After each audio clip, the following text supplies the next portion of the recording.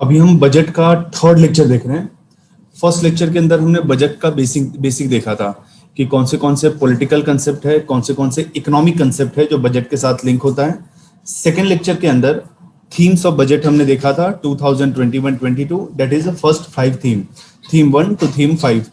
अब second lecture के अंदर हम देखेंगे, थर्ड लेक्चर के अंदर देखेंगे theme 6 to theme 10 plus major allocation. Budget में मेजर एलोकेशन कहाँ कहाँ पे हुआ है। थीम 6 फाइनेंशियल रिफॉर्म है। फाइनेंशियल रिफॉर्म क्या होता है? से हमारे पास सिक्योरिटीज मार्केट है।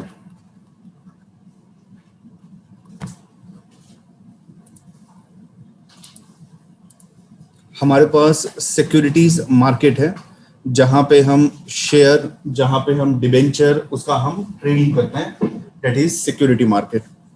दूसरा हमारे पास कमोडिटीज मार्केट है, agriculture commodities, gold, textile, second is commodities market. Third है हमारे पास मनी मार्केट, जहां पे लोन हम देते हैं, इन्वेस्टमेंट को रेज करते हैं, दैट इज मनी मार्केट। तो फाइनेंशियल रिफॉर्म के अंदर security market, money market, commodities market, इन सब के अंदर हम रिफॉर्म करेंगे। गवर्नमेंट ने क्या क्या अनाउंसमेंट किया है, इसमें मेजर अनाउंसमेंट गवर्नमेंट का है। अभी मल्टीपल लॉज ऑपरेट कर रहे थे फाइनेंशियल मार्केट में। गवर्नमेंट ये सारे लॉज को मर्ज करके और एक सिंगल लॉ लेके आएगी। ये एक मेजर रिफॉर्म था। सो सिंगल सिक्योरिटी मार्केट कोड 2022 तक आ जाएगा। अभी तक हमारे पास 4 एक्ट है।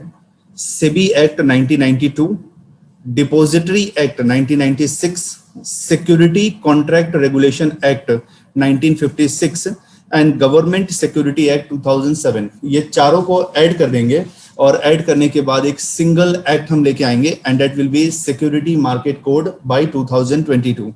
अब ये चारों एक्ट है क्या? सेबी एक्ट है, ये कैपिटल मार्केट को रेगुलेट करता है, शेयर मार्केट को रेगुलेट करता है, जहां पे हम ट्रेडिंग करते हैं। ट्रेडिंग फेयर होना चाहिए और ट्रेडिंग से किसी को नुकसान ना हो। इनसाइडर ट्रेडिंग नहीं होना चाहिए, मीन्स पहले से किसी को ये ना पता हो कि कंपनी किस वे में मूव कर रहा है और फिर उस हिसाब से हम ट्रेडिंग करें। दूसरा है security contract regulation act, short में इसको SCRA कहते हैं। ये पूरे के पूरे स्टॉक मार्केट को रेगुलेट करता है। तो वन सिर्फ ट्रेडिंग को रेगुलेट करता है, अनदर पूरे के पूरे स्टॉक मार्केट को रेगुलेट करता है। Then we have depository act, जो डिपॉजिटर के इंटरेस्ट को प्रोटेक्ट करता है। से फॉर एग्जांपल आपने बैंक में पैसा डिपॉजिट किया, स्टेट बैंक ऑफ इंडिया में पैसा आपने डिपॉजिट किया, ऐसे fix deposit, 6% rate of interest. 1 साल के बाद आप SBI के पास जा रहे हो, SBI कह रहा है कि नहीं, हम पूरा बैंकरप्ट हो गए हैं, वी डोंट हैव मनी, हम आपको रिटर्न नहीं कर सकते हैं, now what you will do. तो डिपॉजिटर एक्ट के अंदर कवर होता है वो। सो डिपॉजिटर्स को रेगुलेट करेगा। देन गवर्नमेंट सिक्योरिटी एक्ट है, गवर्नमेंट को जब पैसे का रिक्वायरमेंट होता है तो गवर्नमेंट GSEC इशू करता है और GSEC को हम कहते हैं गवर्नमेंट सिक्योरिटी को इशू करता है। गवर्नमेंट सिक्योरिटी क्या होता है? It is nothing but bond paper है। जैसे मेरे पास एक बॉन्ड पेपर है, मैं इसको कहूंगा कि मैं इसको 100 करोड़ में सेल कर रहा हूं, आप इसको परचेज करोगे एंड देन आफ्टर 2 इयर्स इस ये 110 करोड़ में मैं आपसे परचेज करूंगा। यानी जो भी आपने 100 करोड़ इन्वेस्ट किया and you are getting 110 crore. तो government security act is nothing like, it is like a bond paper जो गवर्नमेंट सेल करता है जब उसको रिक्वायरमेंट है। अब क्यों ये करने का रिक्वायरमेंट क्यों हुआ, तो मैं आपको एक एग्जांपल बताता हूं। सहारा का 2003 में एक स्कीम लॉन्च हुआ था और हमारे पास मल्टीपल अभी रेगुलेटरी अथॉरिटी है। से बैंक को रेगुलेट करना है तो we have reserve bank of India, insurance को रेगुलेट करना है तो we have IRDA, insurance regulatory development authority, IRDA है। से हमें रेगुलेट करना है शेयर मार्केट को तो SEBI है। PF को रेगुलेट करना है तो हमारे पास PFRDA है। सो मल्टीपल इंस्टीट्यूशन रेगुलेशन के लिए है। तो 2003 में सहारा का एक स्कीम आया था। वो स्कीम ऐसा था, सहारा का एजेंट आपके शॉप पे आएगा, आप उसको डेली 10 रुपीज दो, 100 रुपीज दो, जो भी आपको लगता है, और डेली आप उसको 10-100 रुपीज दो। उसके बाद 5 ईयर के बाद से आपने उसको 10,000 रुपीज दे दिया, आपको 15,000 रुपीज रिटर्न मिलेगा। यानी आपने धीरे धीरे करके 10,000 रुपीज दिया, 15,000 रुपीज आपको रिटर्न मिलेगा, 50% रेट ऑफ इंटरेस्ट। अगर आपको इंटरेस्ट के साथ प्रिंसिपल रिटर्न मिलता है तो this is nothing but investment. Investment है, और इन्वेस्टमेंट बैंकिंग ऑपरेशन है कि आपने बैंक को पैसा दिया और बैंक आपको इंटरेस्ट के साथ रिटर्न कर रहा है। इस स्कीम के अंदर एक और प्रोविजन था, आपका अगर शॉप है, आप सहारा को पैसे देते हो, से आपके शॉप में फायर लग गया, आपके शॉप में कोई चोरी हो गया, तो सहारा इंश्योरेंस कवर भी देगा आपको, से 5 लाख 10 लाख का इंश्योरेंस कवर भी देगा। तो ये रिस्क को भी कवर कर रहा है, तो रिस्क को कवर कर रहा है, ये तो इंश्योरेंस हो गया। फिर 2010 में सहारा का ये पूरा स्कीम ही बैंकरप्ट हो गया। सहारा ने कहा कि नहीं, अब हम अपने इन्वेस्टर को पैसे रिटर्न नहीं कर सकते हैं, we don't have adequate money, investor को 4 साल 5 साल और वेट करना होगा, then we will return money. अब इन्वेस्टर जाता है रिजर्व बैंक ऑफ इंडिया के पास कि सर देखो ऐसा ऐसा हमारे साथ हुआ है, सहारा ने फ्रॉड किया है, सहारा ने चीट किया है। तो रिजर्व बैंक ऑफ इंडिया कहता है नहीं नहीं, ये तो बैंकिंग ऑपरेशन तो है नहीं, क्योंकि इसमें तो रिस्क कवर हो रहा है, ये तो इंश्योरेंस का है, आप एक काम करो एडा के पास जाओ। अब ये लोग जाते हैं इरडा के पास, तो इरडा कहता है कि नहीं नहीं, ये इंश्योरेंस स्कीम तो है नहीं। इंश्योरेंस स्कीम कैसे वर्क करता है, जैसे मैंने अपना लाइफ इंश्योरेंस लिया, अगर मैं सरवाइव कर रहा हूं तो कोई भी फायदा नहीं होगा मुझे, लेकिन मेरा डेथ हो जाता है तब मेरे डिपेंडेंट्स को मनी मिलेगा। तो इंश्योरेंस में जब आपके साथ कोई इवेंट अकर होता है, एक्सीडेंट अकर होता है, कोई अनसर्टेनिटी अकर होगा, then you will get money. Normal circumstances में आपको कुछ नहीं मिलेगा। तो इंश्योरेंस ऐसा है, रिस्क कवर करता है। तो कौन सा बैंकिंग ऑपरेशन रिस्क कवर करता है, वो तो इंश्योरेंस का काम है। तो इरडा ने कहा कि यस, इसमें रिस्क कवर तो हो रहा है, बट ये इन्वेस्टमेंट के फॉर्म में भी है, आपको कुछ पैसा रिटर्न भी मिल रहा है। नहीं नहीं, ये हम इसको नहीं देखते हैं, ये हमारा ऑपरेशन नहीं है। तो कभी कभी क्या करती है कि कंपनीज दो रेगुलेशन के बीच में जो गैप होता है उस गैप में ऑपरेट करती है, इसको कहते हैं रेगुलेटरी गैप है। अब ना इरडा मेरे को कवर कर रहा है, ना आरबीआई मेरे को कवर कर रहा है, मैं अनरेगुलेटेड वर्क कर रहा हूं। कभी कभी क्या होता है, एक ही प्रोडक्ट के ऊपर, एक ही स्कीम के ऊपर मल्टीपल रेगुलेशन हो जाता है, तो रेगुलेशन ओवरलैपिंग हो गया। तो जब बहुत ज्यादा रेगुलेशन होता है तो फिर उसको कंप्लाई करना डिफिकल्ट हो जाता है। बिल्कुल भी रेगुलेशन नहीं होता है तो फिर वो अपने हिसाब से अनचेक्ड वे में वर्क करने लगते हैं। तो इसको दूर करने के लिए 2013 में एक कमेटी बना था, और उस कमेटी ने रिकमेंडेशन दिया था कि हमारे पास क्या होना चाहिए, दो टाइप का ही रेगुलेटरी अथॉरिटी होना चाहिए। एक यूएफए होना चाहिए, यूनिफाइड फाइनेंशियल अथॉरिटी, जो बैंकिंग सेक्टर को देखे, और दूसरा होना चाहिए यूएफए, जो नॉन बैंकिंग सेक्टर को देखे। तो दो ही टाइप का हमारे पास रेगुलेटरी अथॉरिटी होना चाहिए, मल्टीपल नहीं होना चाहिए। तो इन सबको मर्ज करके हमें एक सिंगल अथॉरिटी में लेके आना चाहिए। तो गवर्नमेंट ने सिक्योरिटी मार्केट्स को रेगुलेट करने के लिए सिक्योरिटी मार्केट कोड 2022 में लेके आएगी। इसका इफेक्ट क्या होगा, ये ऑपरेशनल एफिशिएंसी लेके आएगा, बिकॉज अभी रेगुलेटरी अथॉरिटी के बीच में डुप्लीकेशन बहुत ज्यादा होता है। और जैसे कि पीएफआरडीए है, सेबी है, इरडा है, आरबीआई है, एक ही चीज को मल्टीपल अथॉरिटीज रेगुलेट करता है, या किसी चीज को कोई रेगुलेट नहीं करता। तो it will bring operational efficiency. Equity market, commodity market, currency market, interest rate market, सबको रेगुलेट करेगा। It will regulate stock exchange, NSE है, बीएसई है, जो स्टॉक एक्सचेंज है उसको रेगुलेट करेगा, जहां पे प्राइवेट कंपनीज के स्टॉक, जहां पे गवर्नमेंट कंपनी के स्टॉक, उसको हम सेल करते हैं। दूसरा मेजर अनाउंसमेंट था, गिफ्ट आईएफएससी को वर्ल्ड क्लास फाइनेंशियल टेक्नोलॉजिकल हम इंस्टीट्यूशन डेवलप करेंगे। गांधीनगर के आउटस्कर्ट्स में गिफ्ट सिटी है, government of Gujarat in collaboration with government of India इसको डेवलप कर रहा है। अभी तक ये फुल्ली ऑपरेशनल नहीं है, but as a concept it is a very unique concept, और अगर ये फुल्ली फंक्शनल हो जाता है तो गांधीनगर एंड उसके आजू बाजू का एरिया, उसका पूरा टर्न अराउंड हो जाएगा। अब गिफ्ट सिटी कैसे वर्क करता है, यहाँ पे हम वर्ल्ड क्लास इंफ्रास्ट्रक्चर बनाते हैं, like electricity, like internet connection, like road, like airport, और उससे इंडिया के डिफरेंट कॉर्नर को कनेक्ट करते हैं। कंपनीज को हम इनवाइट करते हैं कि आप यहाँ पे आओ, अपना ब्रांच ओपन करो। से कोई बैंक है, कोई फाइनेंशियल एडवाइजर है, कोई लॉयर का फर्म है, आप आके यहाँ अपना ब्रांच ओपन करो, आपको हम कुछ टैक्स इंसेंटिव देंगे। सेम गवर्नमेंट ऑफ गुजरात का टैक्स है 20%, आप गिफ्ट सिटी में ओपन करोगे इससे हम आपको 10% टैक्स रिलीफ देंगे। यहाँ पे लेबर रिलीफ आपको मिलेगा। यहाँ पे आप लैंड एक्वाइजेशन को इजी प्रोसेस से कर पाएंगे, कम रेट पे कर पाएंगे। तो गिफ्ट सिटी के अंदर government of Gujarat in collaboration with government of India वो इन्वेस्टमेंट को प्रमोट कर रही है और ज्यादा से ज्यादा इंडस्ट्रीज को, ज्यादा से ज्यादा कंपनीज को यहाँ पे इन्वाइट कर रही है। तो गिफ्ट सिटी ये इंडिया का फर्स्ट फाइनेंशियल सर्विस सेंटर है। तो आईएफएससी का मतलब होता है इंटरनेशनल फाइनेंशियल सर्विस सेंटर। 2007 में कंसेप्चुअलाइज हुआ था ये, बट काफी प्रॉब्लम था सेंटर और स्टेट के बीच में। देन 2015 के बजट में ये फिर रेगुलराइज हुआ। गवर्नमेंट ऑफ इंडिया का एक एक्ट है स्पेशल इकोनॉमिक जोन एक्ट 2005।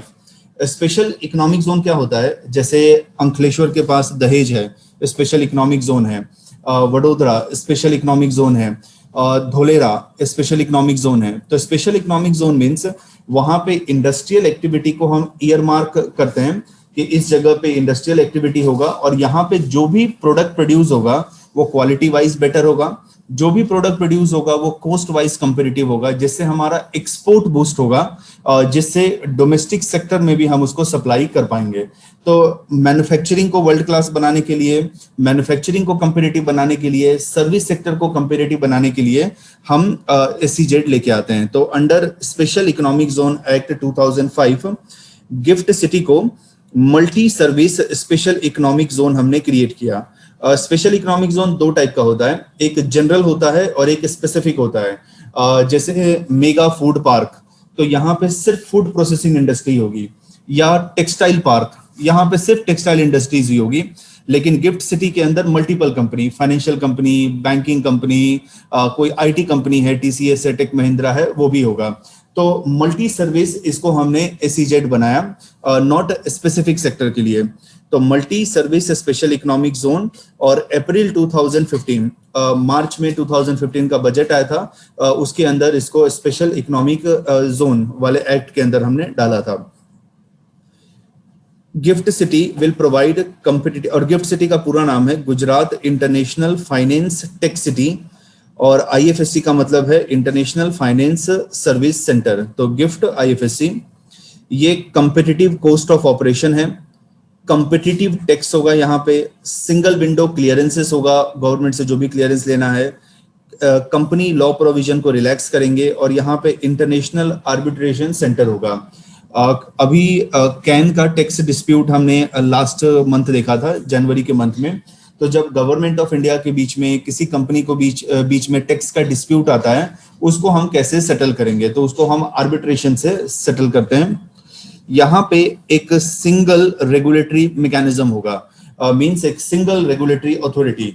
जैसे कभी कभी प्रॉब्लम ये होता है कि लैंड में प्रॉब्लम है तो कौन से अथॉरिटी के पास जाऊं, टैक्स में प्रॉब्लम है कौन से अथॉरिटी के पास जाऊं, लॉ एंड ऑर्डर का प्रॉब्लम है किसके पास जाऊं, कोई और क्लियरेंस लेना है किसके पास जाएं। तो यहाँ पे एक सिंगल अथॉरिटी होगा जिससे वर्क पूरा इजी हो जाएगा। गिफ्ट का एडवांटेज क्या है, ये जॉब क्रिएट करेगा। तो गवर्नमेंट का एस्टिमेट है कि ये 5 लाख डायरेक्ट जॉब क्रिएट करेगा and n number of indirect job create करेगा। ये फाइनेंशियल इंसेंटिव प्रोवाइड करेगा, रेगुलेटरी फ्रीडम प्रोवाइड करेगा and world class infrastructure provide करेगा, so that Hong Kong, Shanghai, Singapore, London, New York उसकी तरह हम भी एक फाइनेंशियल सेंटर बना पाए। और गुजरात का एडवांटेज ये है कि यहाँ पे गिफ्ट सिटी क्यों वर्क कर सकता है, क्योंकि कोस्टल स्टेट है गुजरात, प्लस इंडिया के 2 major city Delhi and Mumbai उनके पाथ में लाई कर रहा है। जैसे कि आप मुंबई से अगर ट्रेन में बैठ के मैं अगर दिल्ली जाना है तो अहमदाबाद बीच में आएगा, तो वो पाथ में लाई कर रहा है। तो ये 2 मेजर एडवांटेज है, एक तो कोस्टल टाउन है, कोस्टल स्टेट है, और number 2 major city, one is financial capital of India Mumbai and another is national capital of India, political capital of India Delhi. तो दोनों के बीच में लाई कर रहा है।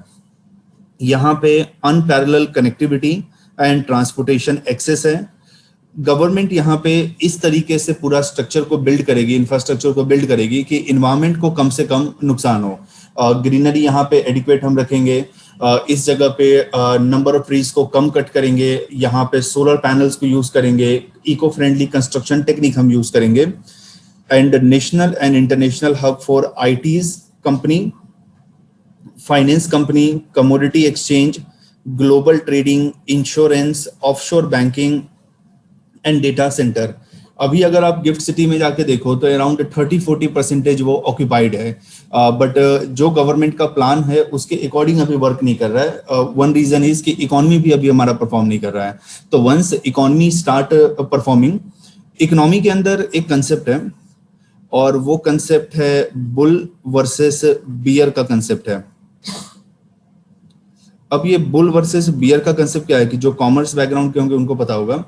बुल का मतलब होता है कि जब ओवरऑल इकोनॉमी परफॉर्म कर रहा है तो आई शुड ऑल्सो परफॉर्म। जैसे कि इकोनॉमी ग्रो कर रहा है 20% रेट ऑफ इंटरेस्ट पे, my business should also grow at 20% rate of interest पे, यानी सब ग्रो कर रहे हैं तो मैं भी ग्रो करूं। बियर का मतलब मार्केट अभी डाउन है और फिर भी मैं ग्रो कर रहा हूं, तो डेट इज बियर। सो अभी हम जो फेस कर रहे हैं वो बियर वाला सिचुएशन फेस कर रहे हैं। मार्केट डाउन है और उस मार्केट में अगर इंडिया ग्रो कर पाता है और जो बियर वाले टाइम पे ग्रो कर पाता है तो उसको हम कहते हैं कि ये बिजनेस काफी सस्टेनेबल है, क्योंकि पूरे वर्ल्ड में रिसेशन है, वर्ल्ड का इकोनॉमी परफॉर्म नहीं कर रहा है और ये पर्टिकुलर इकोनॉमी परफॉर्म कर रहा है। तो ये गिफ्ट सिटी का एडवांटेज है। तो ये सेकंड मेजर अनाउंसमेंट था। बाकी ये तो सब बेसिक है कि इंश्योरेंस एक्ट को अमेंड करेंगे या फिर फाइनेंशियल प्रोडक्ट नया लेके आएंगे, तो ये सब कुछ खास काम का नहीं है। देन एक और आता है कि गवर्नमेंट अब एसेट रिकंस्ट्रक्शन कंपनी और एसेट मैनेजमेंट कंपनी को लेके आएगी। अब ये एसेट रिकंस्ट्रक्शन कंपनी है, एसेट मैनेजमेंट कंपनी क्या है? से स्टेट बैंक ऑफ इंडिया ने लोन दिया है और ये लोन का वैल्यू है 100 करोड़। सबके लोन को ऐड कर दें, 100 करोड़ है। स्टेट बैंक ऑफ इंडिया का कोर वर्क क्या है? कोर वर्क है बैंकिंग,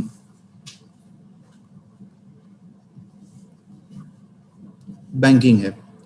अब स्टेट बैंक ऑफ इंडिया को ये 100 करोड़ मार्केट से निकालने हैं। उसने जिसको लोन दिया है ना तो वो उसका ईएमआई पे कर रहा है, ना तो वो उसका इंटरेस्ट पे कर रहा है और ना तो प्रिंसिपल अमाउंट पे कर रहा है। 90 डेज तक किसी भी लोन का ना तो हम इंटरेस्ट पे कर रहे हैं, ना तो हम अमाउंट पे कर रहे हैं प्रिंसिपल अमाउंट, और ना तो उसका ईएमआई हम पे कर रहे हैं, तो ये हो जाता है एनपीए, नॉन परफॉर्मिंग एसेट, और ये हो जाता है बैड लोन, क्योंकि इससे अब बैंक को कुछ फायदा नहीं हो रहा है, कुछ भी इनकम नहीं मिल रहा है। तो नॉन परफॉर्मिंग एसेट और बैड लोन हो गया। मैंने स्टेट बैंक ऑफ इंडिया से लोन लिया है। अभी स्टेट बैंक ऑफ इंडिया यहाँ पे आता है और वो कहता है कि आप मेरा लोन रिटर्न करो, तो मैं कहूंगा मेरे पास तो पैसे नहीं है, मैं कैसे रिटर्न करूं, मेरा बिजनेस तो वर्क नहीं कर रहा है। एक काम करो, आप 1 साल एटलीस्ट वेट कर लो, फिर मैं आपको पैसे दूंगा। वो कहेगा कि ऑलरेडी मैंने 1 साल वेट कर लिया, अब इससे ज्यादा मुझे वेट नहीं करना है। और स्टेट बैंक ऑफ इंडिया वाले अपने साथ कुछ गुंडों को लेके आते हैं, मेरे को मारते हैं, पीटते हैं और वसूली करते हैं। अब मेरे सामने कोई है ऑफिस वाला, वो सोचेगा कि यार देखो अपना बिजनेस छोटा है, अपने को ज्यादा बिजनेस ग्रो नहीं करना है, क्योंकि बैंक से लोन लेते हैं, बैंक को लोन रिटर्न अगर नहीं करते हैं तो बैंक वाले ऐसे आते हैं, मारते हैं, पीटते हैं। नहीं नहीं, ऐसा नहीं करना चाहिए, अपने को छोटे में ही ऑपरेट करना चाहिए। तो ये एक बैड मैसेज लेके आएगा। और बैंक का काम वसूली करने का काम थोड़ी है, बैंक का काम तो है कि लोन दो, लोन से प्रॉफिट अर्न करो। बैंक का कोर वर्क क्या होता है?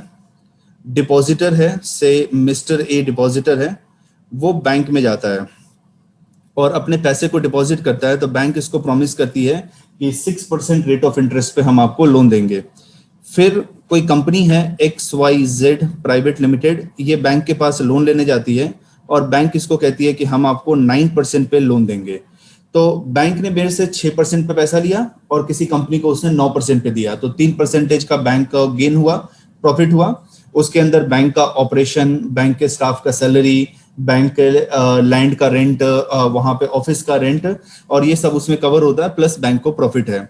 तो बैंक का कोर वर्क है उसको पैसे को इन्वेस्ट करना है। तो पैसे कहां से इन्वेस्ट करता है? पब्लिक उसको पैसे देती है, वो इन्वेस्ट करता है। तो बैंक में जब हम पैसे को डिपॉजिट करते हैं वो इंपॉर्टेंट नहीं है, इंपॉर्टेंट है कि बैंक कितना लोन दे रहा है। अगर बैंक लोन देना बंद कर देगा तो बैंक प्रॉफिटेबल कैसे होगा? लेकिन अभी बैंक के अंदर थिंकिंग ऐसा है कि हम लोन दे देते हैं, लोन एनपीए में कन्वर्ट हो जाता है, हमें लोन वापस नहीं मिलता है, तो गेन तो छोड़ो, पूरा का पूरा पैसा ही हमारा डूब जाता है।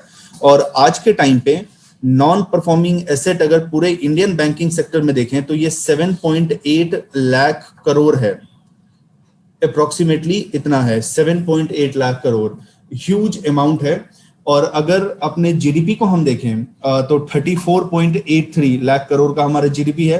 यानी मैं ऐसा कह सकता हूं कि हमारे जीडीपी का ऑलमोस्ट 23-24% अभी नॉन परफॉर्मिंग एसेट है।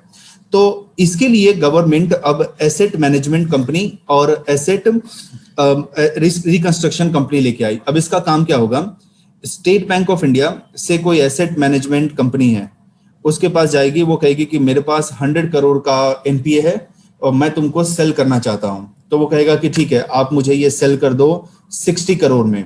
तो state bank of India sell कर देगी, क्योंकि अभी स्टेट बैंक ऑफ इंडिया के पास टाइम नहीं है, उसका एक्सपर्टीज नहीं है ये पैसा रिकवर करने का। तो उसने 40 करोड़ लॉस बियर करके 60 करोड़ में बेच दिया।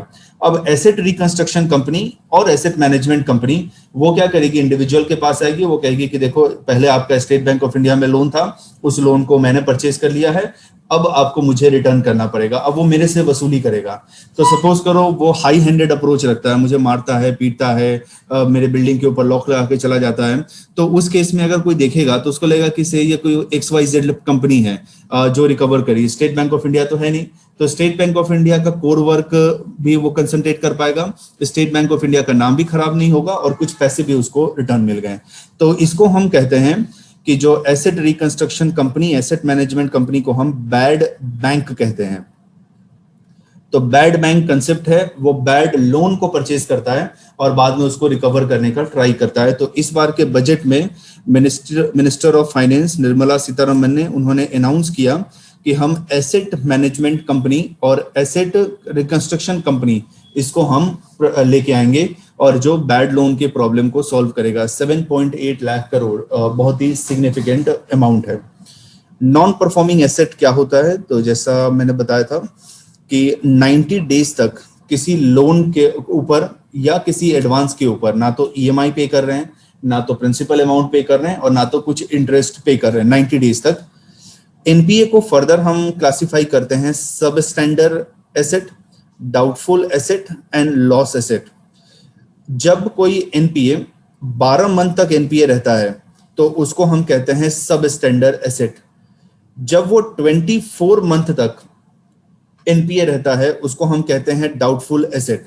तो डाउटफुल एसेट को ऐसे हमने डिफाइन किया कि 12 मंथ तक का सब स्टैंडर्ड एसेट। तो सब स्टैंडर्ड एसेट इटसेल्फ 12 मंथ का है, तो 12 + 12 24 हुआ।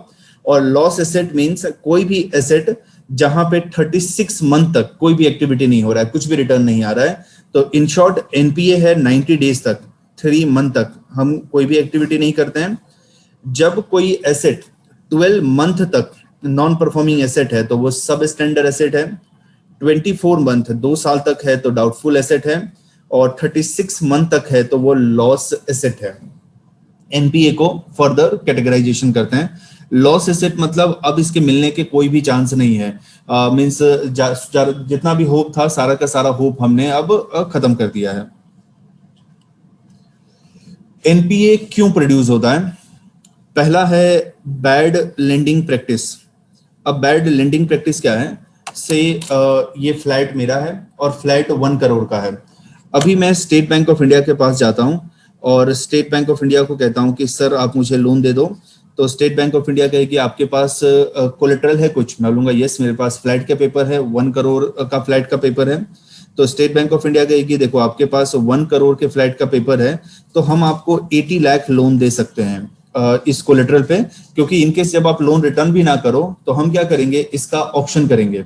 ऑक्शन करने के बाद किसी बायर को सेल करेंगे, बट उसमें भी तो कुछ कॉस्ट लगता है। तो पेपर में एडवर्टाइजमेंट देंगे ऑक्शन के लिए, तो हम आपको 80% ही लोन दे सकते हैं। तो मैं कहूंगा कि 80 लाख जो आप लोन दोगे तो वो कितने परसेंट पे दोगे? तो एसबीआई कहेगा 8% पे देंगे। तो मैं कहूंगा एक काम करो ना, आप मुझे 15% रेट ऑफ इंटरेस्ट पे 10 करोड़ लोन दे दो, ज्यादा रेट पे दे दो, आपको भी ज्यादा गेन होगा और 1 साल में मैं रिटर्न कर दूंगा, टेंशन लेने की कोई बात नहीं है। देखो मेरे पास कोलेटरल तो है बट अभी पैसे का रिक्वायरमेंट है, इसलिए मैं आपको रिक्वेस्ट कर रहा हूँ। तो मेरे पास एसेट है 1 करोड़ का, अब मैं लोन ले रहा हूँ 10 करोड़ का। बैंक क्यों देगी? क्योंकि बैंक को भी तो प्रॉफिट अर्न करना है। तो बैंक का ग्रीड हो जाता है, वो सोचती है कि ज्यादा से ज्यादा प्रॉफिट मिल रहा है, एक काम करो इसको दे दो। थोड़ा सा रिस्क तो है बट कोई बात नहीं, रिस्क तो कोई भी इकोनॉमिक एक्टिविटी में है। तो ये बैंक का बैड लेंडिंग प्रैक्टिस है। दूसरा, मैं इंफ्रास्ट्रक्चर अभी डेवलप कर रहा हूं, बैंक ने सारा का सारा लोन इंफ्रास्ट्रक्चर कंपनी को दे दिया, से इंफ्रास्ट्रक्चर सेक्टर में अगर लॉस हो रहा है तो बैंक ने अपना सारा का सारा लोन टूरिज्म सेक्टर में दे दिया। जैसे हमारे ऑफिस के जस्ट सामने पहले एक ऑफिस हुआ करता था, गुजरात ट्रेवल करके था, अभी भी शायद बोर्ड होगा उसका। तो उसके पास ऑलमोस्ट 250 300 जितने उसके पास कैब, बस, मिनी बस, टैक्सीज, ऐसे 250 300 था। लेकिन लॉकडाउन में टूरिज्म का बिजनेस सफर किया, तो उसने क्या किया कि अपने सारे के सारे जो टैक्सीज थे उसको सेल कर दिया उसने। और उसके पास कम समथिंग अराउंड 200 300 जितने एम्प्लॉइज थे, ड्राइवर, कंडक्टर, एडमिन स्टाफ, उन सबको उसने ले ऑफ कर दिया। बैरिंग 5-6 पीपल, सबको उसने ले ऑफ कर दिया।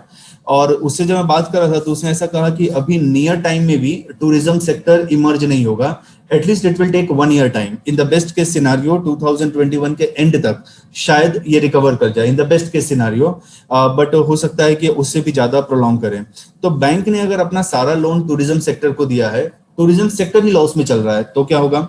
बैंक ने अपना सारा लोन इंफ्रास्ट्रक्चर सेक्टर को दिया है, वही लॉस में चल रहा है, तो क्या होगा? तो विच मीन्स बैंक ने गलत फोरकास्ट किया। जैसे कि मैं अगर इन्वेस्टर हूं तो मुझे क्या देखना है कि मैं एक ही सेक्टर में पूरा का पूरा पैसा इन्वेस्ट ना करूं, मैं एक ही कंपनी को सारा का सारा पैसा ना दूं, क्योंकि अगर वो डूबेगा तो मेरे को तो नुकसान है। मैं क्या करता हूं कि 3-4 सेक्टर को देता हूं, इंफ्रास्ट्रक्चर को, एजुकेशन को, एग्रीकल्चर को, टूरिज्म को। हो सकता है एक में लॉस हुआ, एक में बम्पर प्रॉफिट हुआ, तो एवरेज आउट मुझे कुछ रिटर्न मिलेगा। तो बैंक जब गलत फोरकास्ट करती है, बैंक जब इकोनॉमी को समझ नहीं पाती है, तब प्रॉब्लम होता है। एक और एग्जांपल मैं आपको बताता हूं, अहमदाबाद गांधीनगर मेट्रो रेल, ये कब से कंसेप्चुलाइज हुआ? 2006 में। 2006 में किसी बैंक ने इसको लोन दिया होगा। Right now we are in 2021। 2021 में भी मेरे को नहीं लगता ये कंप्लीट होगा। और मेट्रो का 1-2 लाइन बनने से कुछ फर्क नहीं पड़ता, जब तक मेट्रो का नेटवर्क पूरे सिटी में स्प्रेड ना हो जाए तब तक लोग यूज नहीं करेंगे। आप अपने घर से निकलो, रिक्शा से मेट्रो स्टेशन में जाओ, मेट्रो में ट्रेवल करो, फिर उसके बाद बस लेके किसी एक्स डेस्टिनेशन पे जाओ, वहां से रिक्शा लेके फिर से आप अपने ओरिजिनल फाइनल डेस्टिनेशन पे जाओ। तो मल्टीपल मोड ऑफ ट्रांसपोर्टेशन हम क्यों चेंज करेंगे? लेकिन अगर मेट्रो ऐसा होता कि जहां से मैं निकल रहा हूँ, जो मेरा सोर्स है, ओरिजिन है, और डेस्टिनेशन तक मेट्रो लाइन कनेक्ट करेगा, तब मैं उसमें ट्रेवल करूंगा। तो जिसने मेट्रो के अंदर लोन दिया होगा, बैंक को तो लॉस हुआ होगा, क्योंकि अभी तक तो ये फुल्ली फंक्शनल हुआ नहीं। से एज्यूम करते हैं कि 2025 तक, जिस स्पीड से काम चल रहा है, 2025 तक ये पूरा मेट्रो का काम खत्म होगा। बट काम चालू कैसे हुआ? 2006 से 2025, यानी 20 इयर्स में वर्क कंप्लीट होता है। तब तक बैंक का पैसा तो लटका है। जब मेट्रो चलने लगेगा, वो पैसेंजर से फेयर रिकवर करेगा, तब तो बैंक को लोन रिटर्न करेगा। तो प्रॉब्लम यहाँ पे होता है कि जब एक ही सेक्टर में हम बहुत सारा पैसा डालते हैं तो उस केस में लॉस होने के चांसेस है। तो बैंक इसको नहीं समझ पाता। इसलिए बैंकिंग के लिए प्रॉपर इकोनॉमिक का अंडरस्टैंडिंग होना चाहिए, जो इंडियन बैंकर्स के पास नहीं है। और इंडियन बैंकर्स को क्रिटिसाइज किया जाता है कि वो कोर बैंकिंग ऑपरेशन पे ध्यान नहीं देते हैं। पूरा दिन उनका जो वर्क होता है वो इंगेज, जैसे अभी एएमसी का आज इलेक्शन है, तो बैंक के ऑफिसर्स को हमने वहां पे इंगेज किया होगा। गवर्नमेंट का कोई पेंशन योजना है, उसको बैंक के ऑफिसर को सेल करना है। गवर्नमेंट का कोई इंश्योरेंस स्कीम है, वो उनको सेल करना है। पूरे दिन पासबुक प्रिंट करते रहना है उनको। तो जो कोर बैंकिंग ऑपरेशन है उस पर वो ध्यान नहीं देते हैं, और जिसकी वजह से लॉस होता है। 7.8 लाख करोड़ का हमारे पास एनपीए है।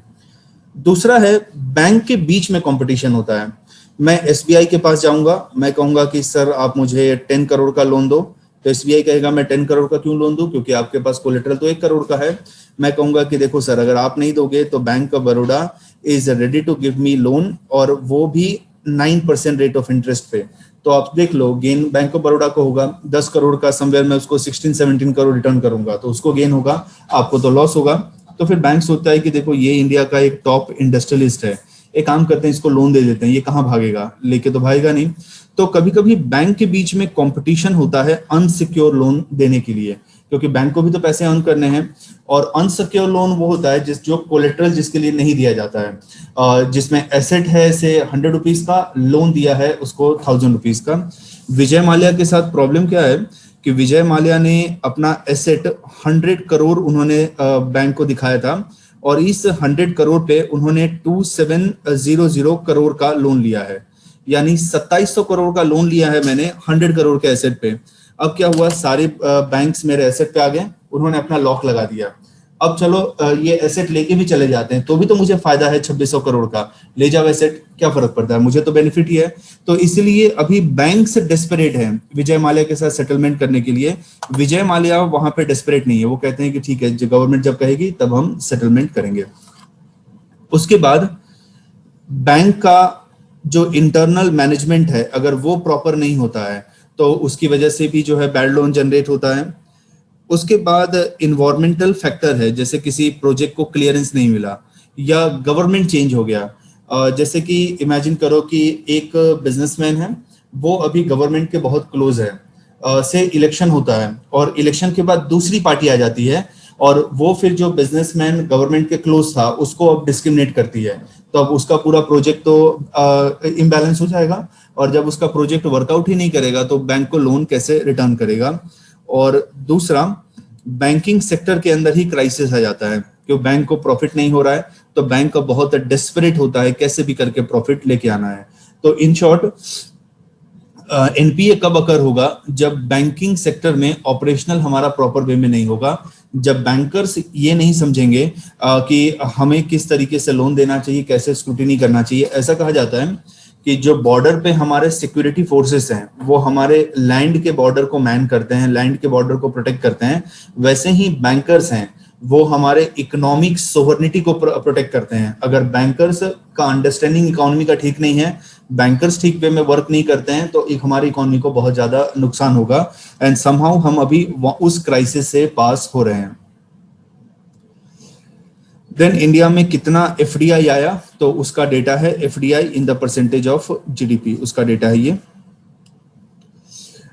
Next, inclusive development. Inclusive development ये कहता है कि नेचर ऑफ डेवलपमेंट ऐसा होना चाहिए, it should include all the section of society, all the section of society, that is rich है, पुअर है, हिंदू है, मुस्लिम है, अपर कास्ट है, लोअर कास्ट है, अपर क्लास, मिडिल क्लास, सबको इंक्लूड करे, all the section of society. दूसरा है all the sector of society, agriculture sector, manufacturing sector, service sector, सबका डेवलपमेंट हो। And all region of society, all region, जैसे waste India का भी development हो, ईस्ट इंडिया का भी हो, रूरल इंडिया का भी हो, अर्बन इंडिया का भी हो, गुजरात में साउथ गुजरात का भी हो, काठियावाड़ रीजन का भी हो, तो सबका डेवलपमेंट होना चाहिए। So inclusive development means development of all the section of society, all the region of society and all the sector of economy, सबका ग्रोथ होना चाहिए, सबका डेवलपमेंट होना चाहिए। डिफरेंस क्या है ग्रोथ के बीच में एंड डेवलपमेंट के बीच में? ग्रोथ क्वांटिटेटिव है, सिर्फ नंबर्स में दिखता है, और डेवलपमेंट क्वालिटी है। जैसे कि इंडिया में अभी दो लोग हैं, पर्सन ए, या मैं यहां लिख देता हूं, इंडिया में दो लोग हैं, पर्सन ए, पर्सन बी। रिमोट है पीछे? यहां तो नहीं, पीछे ही होगा। इंडिया में दो लोग हैं, पर्सन ए, पर्सन बी। पर्सन ए के पास 10 रुपीज है, पर्सन बी के पास 10 रुपीज है। अभी हमारा कंबाइंड जीडीपी है 20 रुपीज, हमारा कंबाइंड जीडीपी है। This is in 2010। अब 2020 के अंदर हमारा जीडीपी हो गया 40 रुपीज। ए का इनकम तो एज इट इज ही रहा 10, बट बी का इनकम इंक्रीज होकर 30 हो गया। तो मैं कहूंगा कि यहाँ पे इकोनॉमिक ग्रोथ तो हो रहा है, क्योंकि 20 से 40 हमारा इकोनॉमिक हो गया, मीन्स 100% राइज है, बट उससे फायदा सिर्फ बी को मिला, ए को तो फायदा नहीं मिला। ए का तो इनकम एज इट इज ही है। तो लेकिन जब ये डिस्ट्रीब्यूट होगा कि ए का इनकम भी 20 हो जाएगा, बी का इनकम भी 20 हो जाएगा, देन आई कैन से कि यस, अब इंक्लूसिव डेवलपमेंट हो रहा है। तो inclusive development means development of all the section of society, all the sector of society and all the region of India. तो डेवलपमेंट क्वालिटेटिव होता है, ग्रोथ क्वांटिटेटिव होता है। तो ग्रोथ विच इज डिस्ट्रीब्यूटिव वो डेवलपमेंट बनेगा। सबसे पहले एग्रीकल्चर के अंदर गवर्नमेंट ने स्वामित्व स्कीम को इंडिया के सारे स्टेट में एक्सटेंड किया। पहले जो स्वामित्व स्कीम था वो सिर्फ इंडिया के 6 स्टेट में था, अब उसको इंडिया के सारे स्टेट में हमने एक्सटेंड किया। अब स्वामित्व स्कीम क्या है? इसके अंदर हम प्रॉपर्टी कार्ड इशू करते हैं। रूरल एरिया के अंदर बहुत सारे ऐसे कम्युनिटी हैं, उनके पास लैंड होता है और वो लैंड को खुद मैनेज भी करते हैं, बट उनके पास पेपर्स नहीं है, क्योंकि जनरेशन टू जनरेशन ये ओरल ट्रांसफर हुआ। जैसे मैंने तो गांव में ऐसा देखा भी नहीं कि कोई विल बनाता है। जैसे कि एक फार्मर है और उसके 3-4 बच्चे हैं, तो उसने अपने क्या किया, सारे लैंड को 3 पार्ट में डिवाइड कर दिया। ए के पास गया, बी के पास गया, सी के पास गया, फिर ए के जो चाइल्ड होंगे फिर वो भी डिस्ट्रीब्यूशन ऐसे करेगा। विल कोई नहीं बनाता, ऐसे म्यूचुअल अंडरस्टैंडिंग से हो जाता है। बट 2-3 जनरेशन के बाद किसी लैंड को लेके कोई डिस्प्यूट करेगा, या फिर मैं बैंक में अभी जाता हूं, मैं कहता हूं कि सर ये 1 एकड़ का मेरे पास लैंड है, अब इस पे आप मुझे 20 लाख का लोन दे दो। बैंक कहेगा लैंड का पेपर लेके आओ, पेपर तो है नहीं मेरे पास। तो गवर्नमेंट प्रॉपर्टी कार्ड इशू करेगी स्वामित्व स्कीम के अंदर, और जिससे बैंक से लोन लेना मेरे लिए इजी हो जाएगा। वो लैंड अब लीगली मेरे नाम पे ट्रांसफर हो गया, तो उस पर मैं रीडेवलपमेंट भी कर पाऊंगा। जैसे उसके ऊपर हाउस बना पाऊंगा, वेयर हाउस बना पाऊंगा, स्टोरेज फैसिलिटी में डेवलप कर पाऊंगा, या किसी कंपनी को मैं लीज पे दे पाऊंगा, गवर्नमेंट को मैं सेल कर पाऊंगा। तो पहले स्वामित्व स्कीम इंडिया के सिर्फ 6 स्टेट में एप्लीकेबल था, अब पूरे इंडिया में उसको इंप्लीमेंट करेंगे। तो क्या है स्वामित्व स्कीम? तो सेंट्रल सेक्टर स्कीम है। 2 टाइप का स्कीम होता है, centrally sponsor scheme, central sector scheme. First lecture में हमने देखा था centrally sponsor scheme state subject में कॉन्करेंट सब्जेक्ट के लिए है, सेंट्रल सेक्टर स्कीम वो यूनियन सब्जेक्ट के लिए है। इसको ministry of Panchayati Raj implement करती है। इसको प्राइम मिनिस्टर ने लॉन्च किया था on national Panchayati Raj day April 24, 2020, lockdown के टाइम उन्होंने लॉन्च किया था इसको। स्कीम का एम क्या है? Record of right to village household owners in rural area and issue property card, उनको हम इशू करेंगे।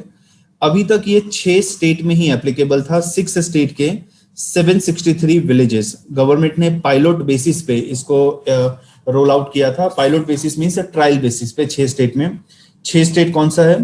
तो that is Uttar Pradesh, Haryana, Maharashtra, Madhya Pradesh, Uttarakhand and Karnataka. 6 state में रोल आउट किया था।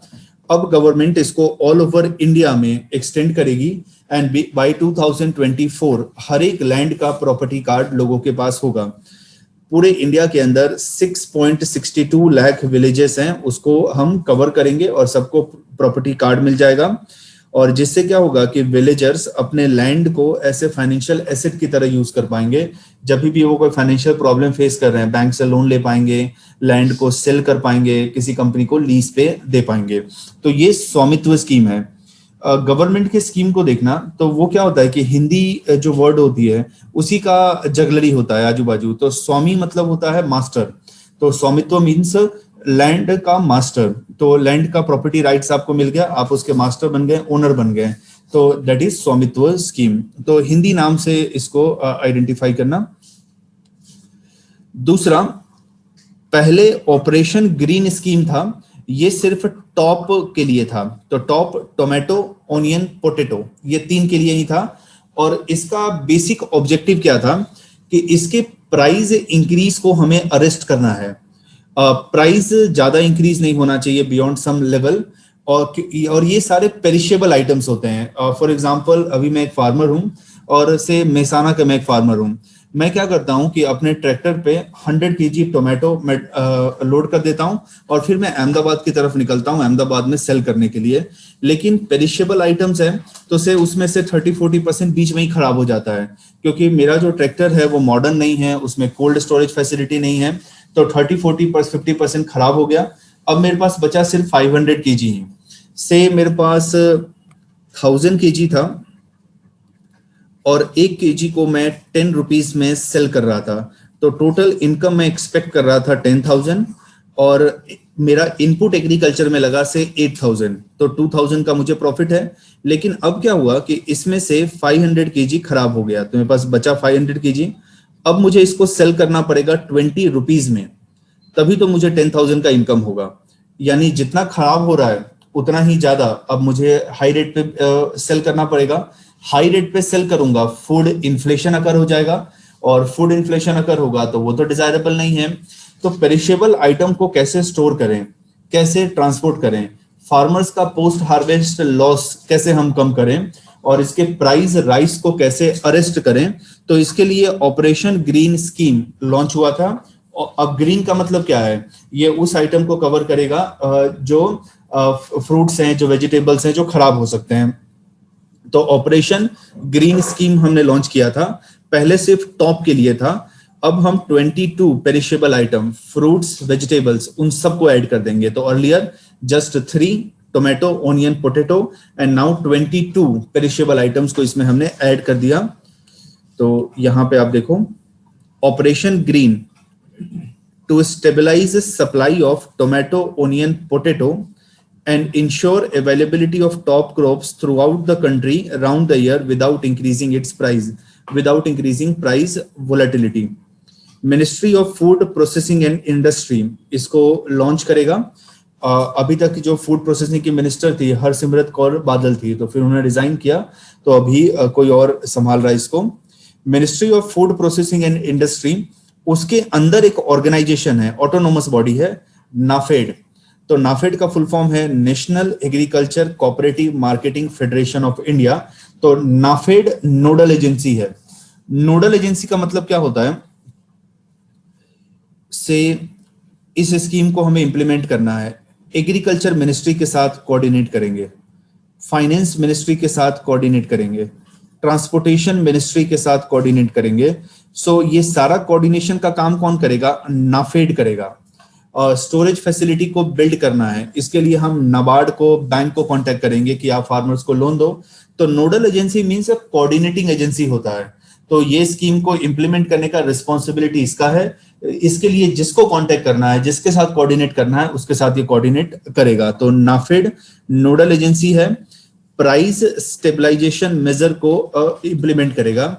अब क्यों प्राइस स्टेबलाइजेशन नेसेसरी है, आप बीच में देखना कि पोटैटो, ओनियन का प्राइस है नवंबर दिसंबर में बहुत ज्यादा राइज हो गया था, शायद ओनियन 80 रुपीज 90 रुपीज तक पहुंच गया था, पोटैटो 60-70 रुपीज तक पहुंच गया था, और जो रिकॉर्ड हाई है जो अभी रिसेंट टाइम में टोमेटो का प्राइस भी बहुत हाई था, शायद 100 तक पहुंच गया था। तो इसके लिए हमें प्राइस स्टेबलाइजेशन करना है, क्योंकि most of people they consume this food. Now इसका स्ट्रेटेजी क्या होगा, कैसे प्राइस स्टेबलाइजेशन को हम अचीव करेंगे। तो एक है शॉर्ट टर्म, तो ministry of food processing and industry ये 50% सब्सिडी प्रोवाइड करेगी ट्रांसपोर्टेशन के लिए एंड स्टोरेज फैसिलिटीज के लिए। तो टॉप क्रॉप है, उसका ट्रांसपोर्टेशन करना है, उसका स्टोरेज करना है, उसके लिए 50% subsidy ministry of food processing and industry provide करेगी।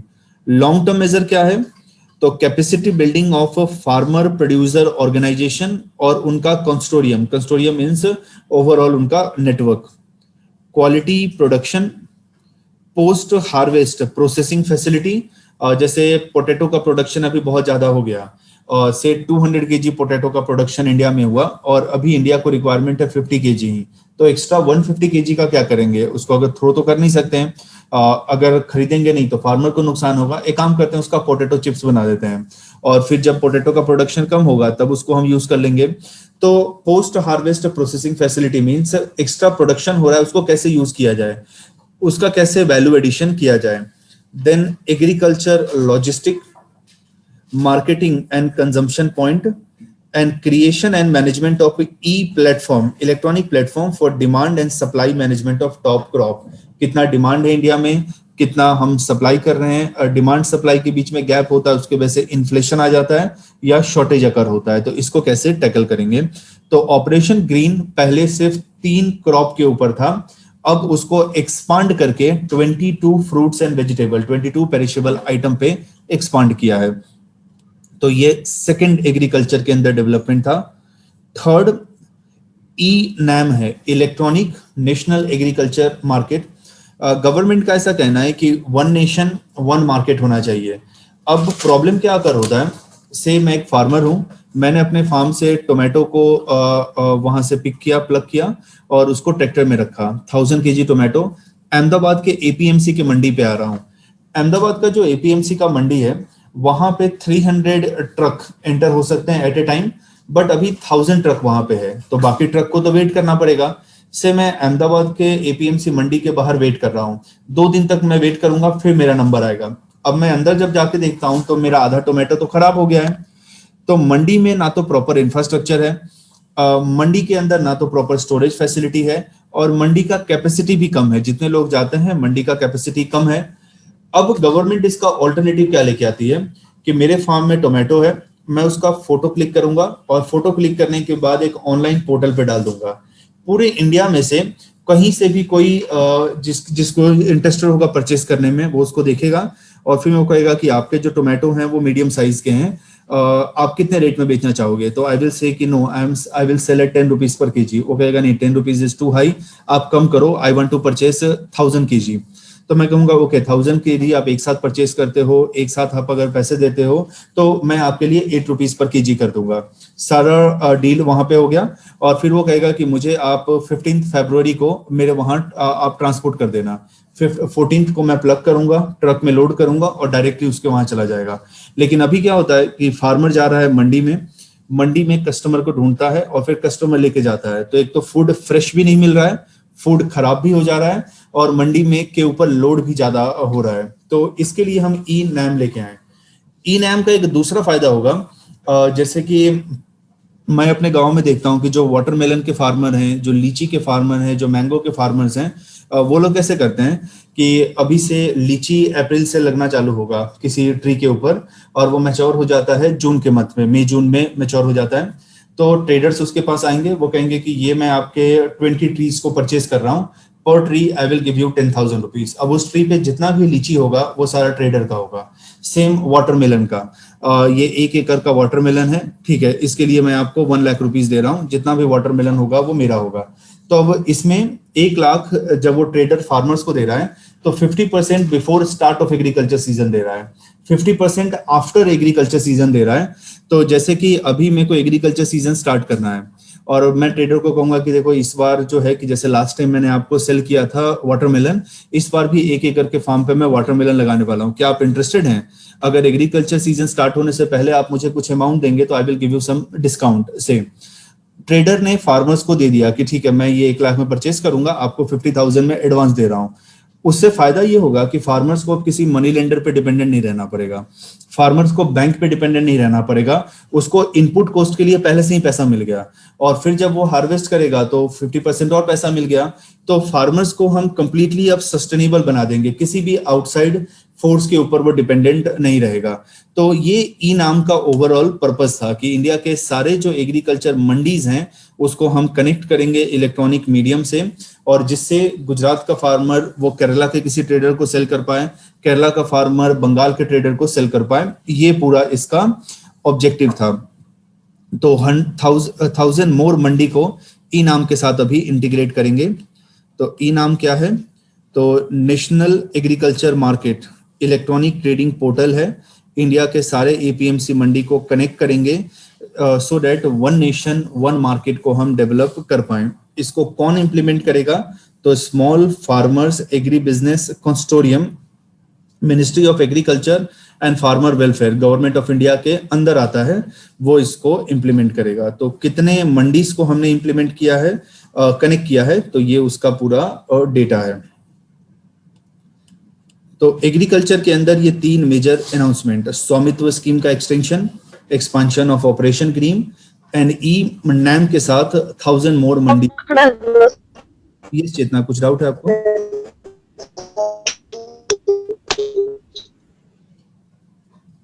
चेतना, डाउट है कुछ? सॉरी सर, गलती से हो गया। अच्छा, गलती। Good morning, sir. Yes, good morning, Dhruv, बोलो। Sir, in this ENAM, is there any regulatory body like SEBI which regulates all the prices of the commodities, or only the buyer and the seller? No, in ENAM, that is Agriculture Ministry, they will regulate the entire thing. Like and we have food processing organization, food producing organization, और वो इस पूरे को regulate करेगा। Sir, so this ENAM will also help in determining the price of the various commodities? Yes, it will help. जो perishable item है उसके लिए हेल्प करेगा। बट फॉर अदर आइटम्स वहाँ पे जो है, फॉर अदर आइटम्स वहाँ पे गवर्नमेंट एमएसपी अनाउंस करता है, तो that will work as a benchmark price. Sir then तो अभी जो 3 फार्म लॉज आए और फिर ये इनाम को देखे तो फिर वो जो पंजाब जो भी इशू रेस कर रहा है मंडीज को नहीं करना चाहिए, तो फिर वो तो गलत ही ना सर। इनाम जब है तो फिर क्या प्रॉब्लम है? नहीं, फार्म लॉ का जो मैंने लास्ट टाइम बताया था ना, आप वो वीडियो को देखना है, 2.5 आवर का जो वीडियो है। फार्म लॉ तो पूरा अलग कंसेप्ट है ना।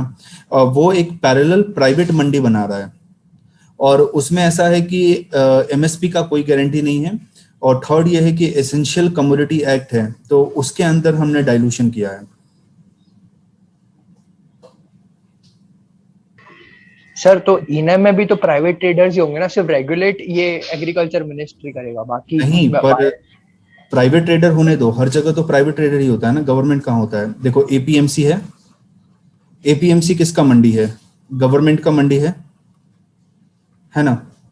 अब गवर्नमेंट के मंडी को हमने कनेक्ट कर दिया ई प्लेटफॉर्म के साथ, लेकिन दूसरी तरफ जो है कि गवर्नमेंट एक प्राइवेट मंडी लेके आएगी, और उस प्राइवेट मंडी को हम कनेक्ट करेंगे ई नैम के साथ।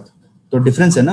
It is same like connecting all the government school of India with a common electronic portal, and second है connecting all the private school of India with common portal. There is a difference ना। Okay sir, और उसका video देखना, then आपको idea आ जाएगा, है ना, तीनों बिल में क्या प्रोविजन है और क्यों फार्मर्स अपोज कर रहे हैं। ठीक है, ओके सर। ओके, कुछ और डाउट किसी को क्लास में है? ओके, तो आगे मूव करते हैं। देन फिशरी सेक्टर के लिए गवर्नमेंट का अनाउंसमेंट था, development of modern fishing harbour and fish landing centre को हम डेवलप करेंगे।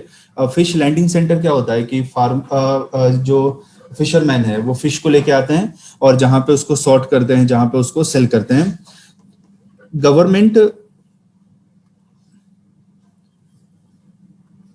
गवर्नमेंट मल्टीपर्पज सी वीड पार्क को तमिलनाडु में सेटअप करेगा।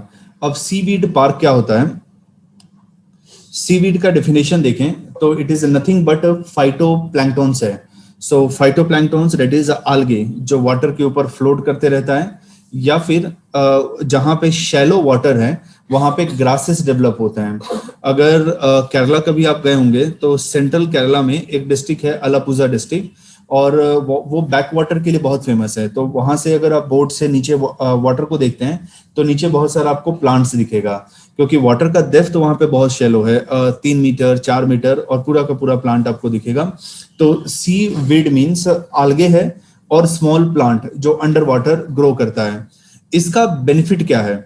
इसका बेनिफिट ये है कि जो एक्वेटिक स्पीसीज हैं, जो एनिमल्स हैं, उनके लिए शेल्टर की तरह वर्क करता है, हैबिटेट की तरह वर्क करता है, उनको फूड प्रोवाइड करता है, ऑक्सीजन सप्लाई करता है, प्लस वाटर बॉडी के एसिडिटी को रेगुलेट करता है। तो इसका मल्टीपर्पस यूज है, प्लस इसको मेडिसिन में भी हम यूज करते हैं। तो सी वीड के लिए गवर्नमेंट जो है वो मल्टीपर्पज सी वीड पार्क तमिलनाडु में डेवलप करने वाला है। तो it is a primitive marine non flowering algae without a root, stem and leaves, large seaweed dense under water के फॉरेस्ट है, और इसको हम कहते हैं केल्प फॉरेस्ट कहते हैं, अंडर वाटर फॉरेस्ट है। It act as under water nursery for fish, snail, sea urchins, herbivorous marine animals also feed on its thallus. Thallus means small stem. तो सीवीड हमें या तो सिंपल वे में कह सकते हैं स्मॉल ग्रासेस जो शैलो वाटर बॉडी के बॉटम पे मिलता है, या फिर floating animals that is algae। ये हैबिटेट प्रोवाइड करता है, ये थ्रेट से प्रोटेक्ट करता है मरीन एनिमल्स को, ये ऑक्सीजन रिलीज करता है थ्रू फोटोसिंथेसिस, क्योंकि ये क्या है, प्लांट है।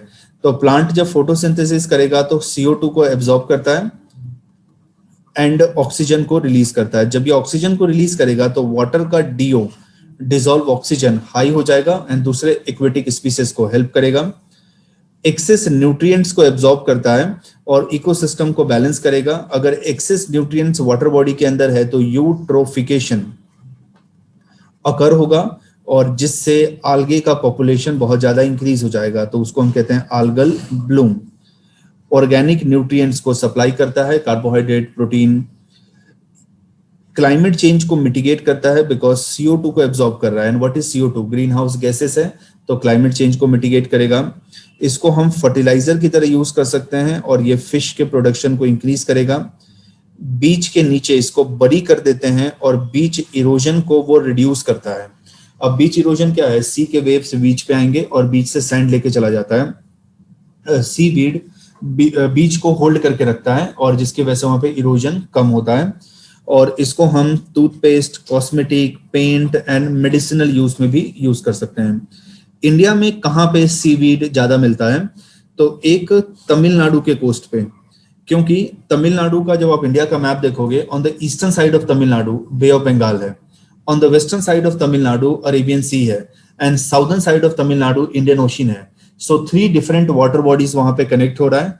3 डिफरेंट वाटर बॉडी कनेक्ट हो रहा है, यानी 3 डिफरेंट कंडीशन कनेक्ट हो रहा है, और जिसकी वजह से वहां पे कंडीशन बहुत ज्यादा वेराइटी वाला है, बहुत ही डाइवर्स है। तो वहां पे हमें मिलता है। फिर गल्फ ऑफ मन्नार में हमें मिलेगा। तो गल्फ ऑफ मन्नार इंडिया और श्रीलंका के बीच में है, वहां पे हमें मिलता है। तो seaweed gulf of Mannar intertidal और लोअर टाइडल रीजन है, विच मीन्स 2 टाइड वहां पे आके इंटरेक्ट करते हैं। अरेबियन सी का, बे ऑफ बंगाल का, दोनों टाइड आके वहां पे इंटरेक्ट करते हैं। तो seaweed multipurpose seaweed park Tamil Nadu के अंदर हम क्रिएट करेंगे। सीवीड का एक और यूटिलिटी है, जैसे अभी मैं पेट्रोल यूज कर रहा हूं, से पेट्रोल 10 लीटर में यूज कर रहा हूं और इससे मेरा व्हीकल को मैं 300 किलोमीटर रन कर रहा हूं, लेकिन 10 लीटर पेट्रोल में यूज कर रहा हूं। तो इंडिया के अंदर तो पेट्रोल प्रोड्यूस नहीं हो रहा है। पेट्रोल से हम यूएई, कतार, सऊदी अरेबिया, ईरान वहां से लेके आ रहे हैं। तो अब हम क्या करते हैं कि पेट्रोल का ब्लेंडिंग करते हैं कि कम से कम पेट्रोल को हम इंडिया में लेके आए, क्योंकि एक तो बाहर से कम खरीदना पड़ेगा, हमारा फॉरेन एक्सचेंज को फायदा होगा, इंटरनेशनल ट्रेड को फायदा होगा, और थर्ड हमें बेनिफिट ये होगा कि एयर पोल्यूशन भी कम होगा। तो इसको हम ब्लेंडिंग करते हैं, इसके अंदर इथेनॉल ऐड करते हैं। तो 25% आप इथेनॉल अगर पेट्रोल में ऐड करोगे तो भी इंजन का एफिशिएंसी पे कोई इफेक्ट नहीं होता। मैक्सिमम 25 तक कर सकते हो, बट अभी सेफर साइड के लिए हम 10% 50% करते हैं, क्योंकि 25 करने के लिए वी नीड सम टेक्नोलॉजी और we don't have that efficient technology right now. तो 10-15% ब्लेंडिंग करते हैं। लेकिन इथेनॉल आता कहाँ से है? शुगर केन का फार्मिंग करते हैं, मेज का फार्मिंग करते हैं, वहां से आता है। अब सपोज करो कि मैंने क्या किया कि 1 एकड़ का फार्म है, वहां पे मैं राइस ग्रो नहीं कर रहा हूँ, शुगर केन ग्रो कर रहा हूँ, वहां पे मैं मेज ग्रो कर रहा हूँ, सो डेट उसमें से इथेनॉल निकाल पाऊं, यानी फूड प्रोडक्शन वो भी तो कम हो रहा है। अगर मैं सी वीड है उसमें से इथेनॉल प्रोड्यूस करूं और उस इथेनॉल को मैं ब्लेंड करूं पेट्रोल में, तो नुकसान तो है नहीं कुछ, क्योंकि सीवीड वैसे भी वेस्ट है, वो अब ज्यादा काम में तो आने वाला नहीं है, उसको यूज करके मैं इथेनॉल बना सकता हूं। तो ये भी एक इसका पोटेंशियल है। तो गवर्नमेंट ने इसको रिकॉग्नाइज किया and that is a good thing. अब किस वे में गवर्नमेंट प्रोसीड करता है वो डिसाइड करेगा कि वेदर इसका प्रोडक्टिव यूज कर रहे हैं या नहीं कर रहे हैं। तो सीवीड मल्टीपर्पज सीवीड पार्क इन तमिलनाडु। दूसरा, माइग्रेंट वर्कर्स के लिए भी गवर्नमेंट कुछ स्कीम लेके आई है। तो एक स्कीम है one nation one ration card, इसको इंडिया के सारे स्टेट और यूटी में इंप्लीमेंट करेंगे। दूसरा है एक पोर्टल हमने लॉन्च किया जो गिग वर्कर के लिए, बिल्डिंग एंड कंस्ट्रक्शन वर्कर के लिए। अब गिग वर्कर क्या होता है? जैसे कि आपके घर में पेंटिंग हो रहा है, आपके घर में कारपेंटरी का काम है, प्लम्बर का काम है। अब थ्रू आउट द ईयर उसको सैलरी पे नहीं रखते हो कि मैं 10,000 आपको सैलरी दूंगा, पूरे साल आपको काम करना है। उसको आप जब भी वर्क का रिक्वायरमेंट होता है तब आप उसको हायर करते हो, वो वर्क हो गया, रिलीज हो गया। तो पूरे साल पेंटिंग का जरूरत तो है नहीं, से वंस इन ईयर और ट्वाइस इन ईयर मैक्सिमम। तो इनको हम गिग वर्कर कहते हैं। जब ऑन डिमांड जिस वर्कर को बुलाते हैं उनको गिग वर्कर कहते हैं। अब सबसे पहले उस वर्कर का कोई मिनिमम वेजेस तो होता नहीं है, ये डिपेंड करता है आपके अर्जेंसी पे, डिपेंड करता है उसके डेस्परेशन पे। आपने उसको बुलाया और वो कहेगा कि मैं 5,000 लूंगा इस रूम को पेंट करने के लिए। मैंने बोला जाओ, अब बाकी सारे वर्कर्स भी बाहर वेट कर रहे हैं, मैं उनको बुला लूंगा, मेरे को अर्जेंट नहीं है, मैं 10-15 दिन वेट कर लूंगा। लेकिन अगर आपको बहुत अर्जेंट है कि आज के आज ही कराना है, तब अगर वो 10,000 भी बोलेगा तो आपको पे करना होगा। तो ये डिपेंड करता है आपका अभी कंडीशन क्या है, उसका कंडीशन क्या है। दूसरा, सपोज वो आज वर्क करने आ रहा है तो उसको पैसा मिलेगा। आज वो वर्क करने नहीं आ रहा है, से वो बीमार हो गया, उसका एक्सीडेंट हो गया, वो डिफरेंशियली एबल हो गया, या फिर वो ओल्ड एज में चला गया, तो जब काम करने नहीं आएगा तो उसको पैसा नहीं मिलेगा। तो उसके पास कोई सोशल सिक्योरिटी मैकेनिज्म नहीं है, पीएफ नहीं है, पेंशन नहीं है, मेडिकल फैसिलिटी नहीं है, ना तो उसका मिनिमम वेज फिक्स है, ना तो उसके पास कोई सोशल सिक्योरिटी मैकेनिज्म है, तो वो बहुत वल्नरेबल होता है। तो इसके लिए गवर्नमेंट जो है एक पोर्टल लेके आएगी और उस पोर्टल पे सारा का सारा इंफॉर्मेशन होगा। ये सेम ऐसा हो गया कि जैसे अर्बन क्लैप है या क्विकर है, उसके ऊपर आप जाएंगे तो वहां से आपको टेलर मिल जाएगा, वहां से आपको कारपेंटर मिल जाएगा, इलेक्ट्रिशियन मिल जाएगा। तो वैसे ही ये गवर्नमेंट का पोर्टल होगा तो गिग वर्कर के लिए। तो gig worker on demand workers होते हैं। तो इसका एग्जांपल है independent contractor, online platform workers. जैसे अगर कभी आपने ध्यान दिया हो तो ट्रैफिक में बहुत सारे लोग ऐसे लिफलेट लेके घूमते हैं वर्क फ्रॉम होम वाला, कि आप घर पे बैठ के काम करो, एक पेज 2 पेज रोज टाइप करो and you will gate 40,000 50,000 rupees. तो ये जो होते हैं वो ऑनलाइन प्लेटफॉर्म वर्कर होते हैं। या फिर आपको सर्वे करना है, एक दिन में 100 कॉल करना है and you will get this much amount per call, इतना अमाउंट मिलेगा। On call worker, temporary worker. Gig worker कभी कभी they enter into formal agreement with on demand company to provide services to company client. Example है Urban Clap, कि Urban Clap किसी carpenter को, किसी plumber के साथ वो एग्रीमेंट करता है और अर्बन क्लैप कहता है कि मैं आपको बिजनेस दूंगा, या जस्ट डायल भी वैसा ही है, मैं आपको बिजनेस दूंगा, you have to make this much payment. अभी हमारी इकोनॉमी में कैजुअल वर्कर का प्रपोर्शन इंक्रीज हो रहा है और टोटल जो कैजुअल वर्कर हमारे पास हैं that is almost 25% of total workforce. Economy के अंदर परमानेंट वर्कर्स इंक्रीज होने चाहिए, क्योंकि परमानेंट वर्कर इंक्रीज होंगे तो उनका फ्लेक्सिबल हायरिंग एंड फायरिंग नहीं होता। लेकिन टेम्पररी वर्कर है, जैसे आज मेरा मूड खराब है तो मैं कहूंगा ठीक है जाओ कल से मत आना, ठीक है तुम्हारा सैलरी 10,000 है, अब 2,000 रुपीज कट हो गया। कोई भी रूल्स रेगुलेशन नहीं होता है, एम्प्लॉयर जैसे चाहे वैसे उनको ट्रीट कर सकता है। तो माइग्रेंट वर्कर, लेबर वर्कर के लिए ये आया। हाँ, फिर ये भी है सोशल सिक्योरिटी बेनिफिट, इसको हम एक्सटेंड करेंगे तो gig worker and platform worker, उसको हम एक्सटेंड करेंगे। देन नेक्स्ट आता है ह्यूमन कैपिटल, थीम 8। अभी इंडिया एक बहुत ही हिस्टोरिकल अपॉर्चुनिटी हमारे पास है। क्यों हिस्टोरिकल अपॉर्चुनिटी है? क्योंकि हमारे पास यंग पॉपुलेशन अभी इंडिया का 2/3 है, 70% अप्रॉक्स हमारा पॉपुलेशन जो है वो यंग पॉपुलेशन है। यंग पॉपुलेशन को प्रॉपर स्किल इम्पार्ट करते हैं, प्रॉपर एजुकेशन इम्पार्ट करते हैं, उसका हेल्थ ठीक है तो वो कंट्री के लिए एसेट की तरह वर्क करेगा।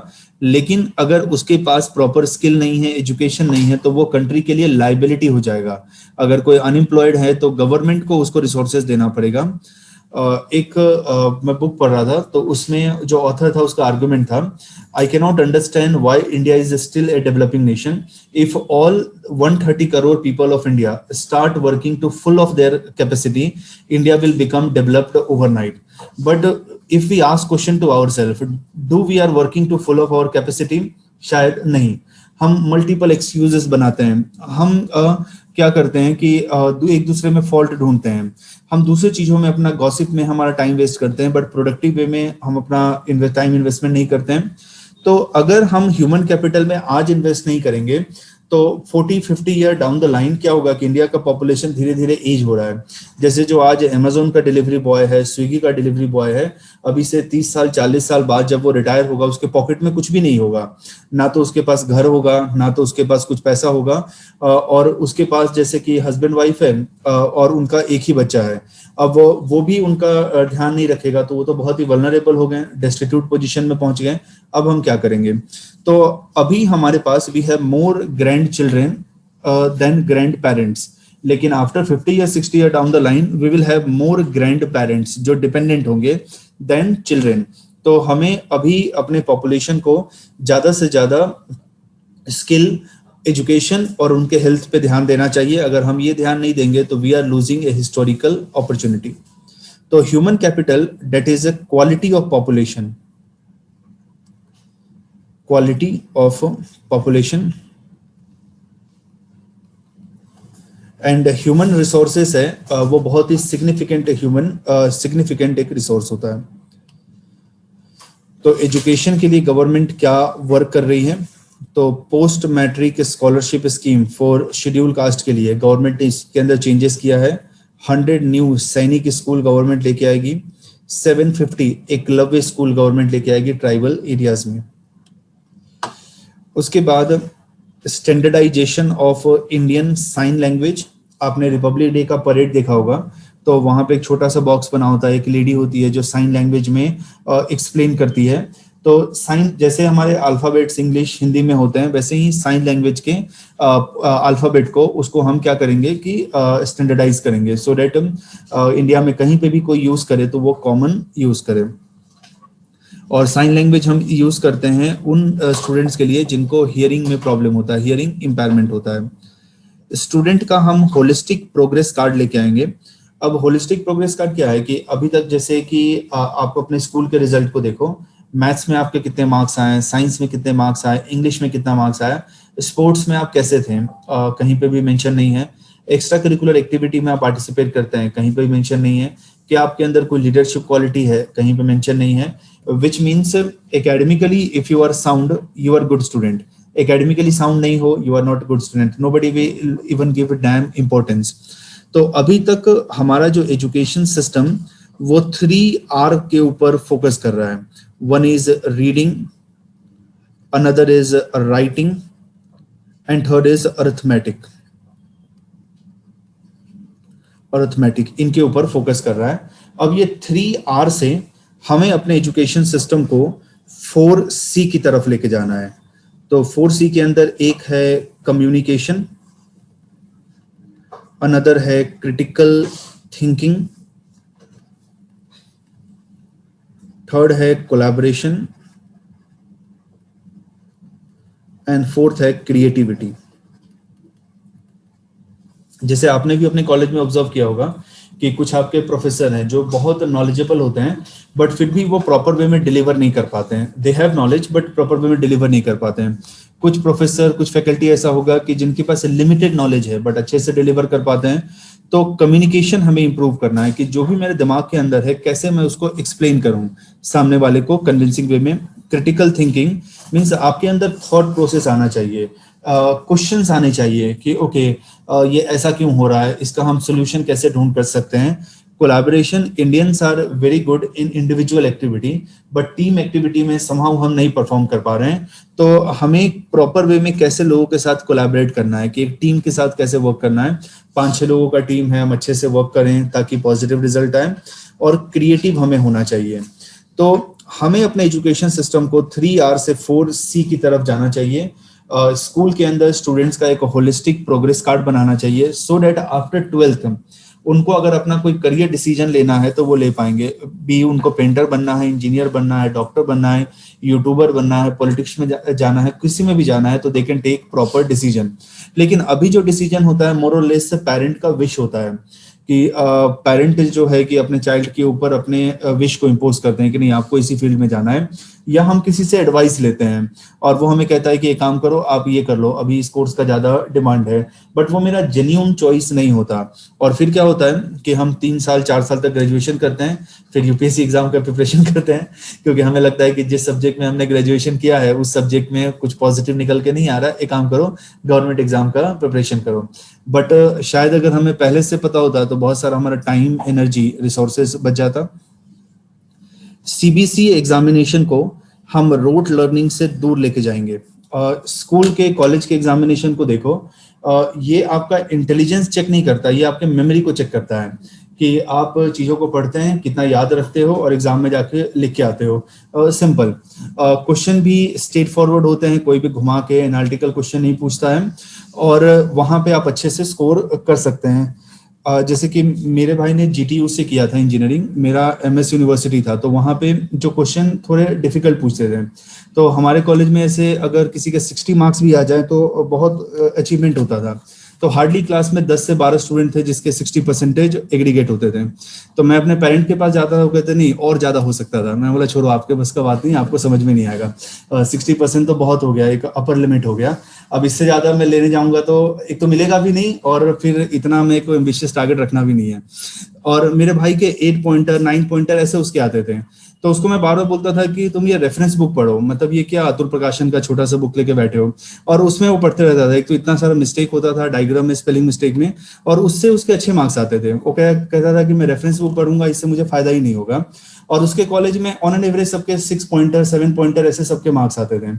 तो जीटीयू भी सेम कॉलेज और स्कूल की तरह ही है, वो भी एग्जामिनेशन ऐसे ही लेता है। बट अगर आप कुछ अच्छी यूनिवर्सिटीज को लो तो उनका एग्जामिनेशन का पैटर्न प्रॉपर होता है। तो अभी हम रोड लर्निंग को प्रमोट करते हैं, और जिससे डिफरेंस ये क्रिएट होता है कि स्टूडेंट जब अपना डिग्री कंप्लीट करके मार्केट में जाते हैं, इंडस्ट्रीज में जाते हैं, और वो शॉक हो जाते हैं कि अपने कॉलेज में जो उन्होंने देखा है और अब जो वो मार्केट में जाके देखते हैं इंटायरली डिफरेंट है। और ये कनेक्ट करने में ही उनको 4-5 साल लग जाता है। और लेकिन अगर हम कॉलेज में ही उनको प्रॉपर वे में सिखाएं तो जिससे फायदा ये होगा कि इंडस्ट्री में इजीली इंटीग्रेट हो पाएंगे। नारायण मूर्ति जो इन्फोसिस के को फाउंडर हैं, उन्होंने एक बार कहा था कि 80% of engineers in our country are unemployable. उनको एम्प्लॉय ही नहीं कर सकते because they don't have sufficient skill जो इंडस्ट्री डिजायर करता है। ह्यूमैनिटी में जो स्टूडेंट्स हैं उसमें से 10% स्टूडेंट्स ऐसे ही हैं कि जिनको हम एम्प्लॉय कर सकते हैं। बाकी 90% स्टूडेंट जो है उनको पता ही नहीं है वो क्या कर रहे हैं, जस्ट एग्जामिनेशन से पहले उसको मेमोराइज कर रहे हैं, मेमोराइज करने के बाद फिर उसको जाके लिख रहे हैं। जैसे हमारे कॉलेज में कैसा था कि ऐसे व्हाइट वॉल था, तो आप सपोज करो कि मेरे को एक थियरी नहीं आ रहा, तो मैंने क्या किया कि एग्जामिनेशन हॉल का जो था यहाँ पे लिख दिया। उसके बाद वैसे मेरे सीनियर ने लिखा होगा, तो हम जब हमें कुछ नहीं आता था तो ऐसी वॉल पे हम देखते थे, वॉल पे इधर उधर कुछ ना कुछ दिख जाता था। और सपोज करो कि कोई थियरी नहीं मिला है ना, तो फिर हम लिख देते थे कि हमारे जूनियर को मतलब वो हेल्प मिले, तो ये हमारा कंट्रीब्यूशन होता था टू आवर जूनियर। तो ऐसे करके कॉलेज में एक तो रेगुलर व्हाइट वॉशिंग भी नहीं होता था, 10 साल 15 साल में एक बार होगा, तो तब तक काम आ जाता था। तो इन शॉर्ट आपने कुछ भी नहीं पढ़ा एग्जामिनेशन में, एटलीस्ट आप पास तो हो ही जाओगे, मतलब दीवार को देख के, बेंच को देख के। और बेंच भी ऐसा होता था कि बेंच और टेबल व्हाइट होता था, जैसे ये तो डार्क है तो व्हाइट में भी अच्छे से दिख जाता था। तो आपको कुछ भी ले जाने की जरूरत नहीं, वहां जाओ, टॉयलेट्स में जाओ। उसके बाद फिर जैसे कि अब इतना भी नहीं आता था, तो फिर क्या करो, आपको पता है कि ये प्यून जो है इस क्लास का आगे होगा, तो उसको जाके पटा लो, 4-5 विमल का गुटखा लेके जाओ, उसको बताओ कि देखो आज मेरा पेपर है, बहुत प्रॉब्लम है, मतलब घर में ऐसे पैसे का बहुत प्रॉब्लम है, ये सब उसको इमोशनल थोड़ा करो, तो वो फिर आपको हेल्प कर देगा। या फिर वैसे भी नहीं हो रहा है तो आप प्रोफेसर के पास जाओ, उनके भी प्रॉब्लम बताओ कि सर घर में बहुत प्रॉब्लम है, पेरेंट्स ये बोलते हैं, पेरेंट्स बोलते हैं अभी तुम जॉब करो, 3rd ईयर में हो, तो बोलते हैं कोई बात नहीं बेटा, तुम ये पढ़ लो और तुम्हारे आ जाएंगे मार्क्स। तो फिर ऐसे कर करके हम बहुत सेटिंग करते थे। तो कॉलेज का, स्कूल का एग्जामिनेशन क्या है, वो रोड लर्निंग को प्रमोट करता है, तो हमें रोड लर्निंग से एनालिटिकल लर्निंग की तरफ मूव करना है।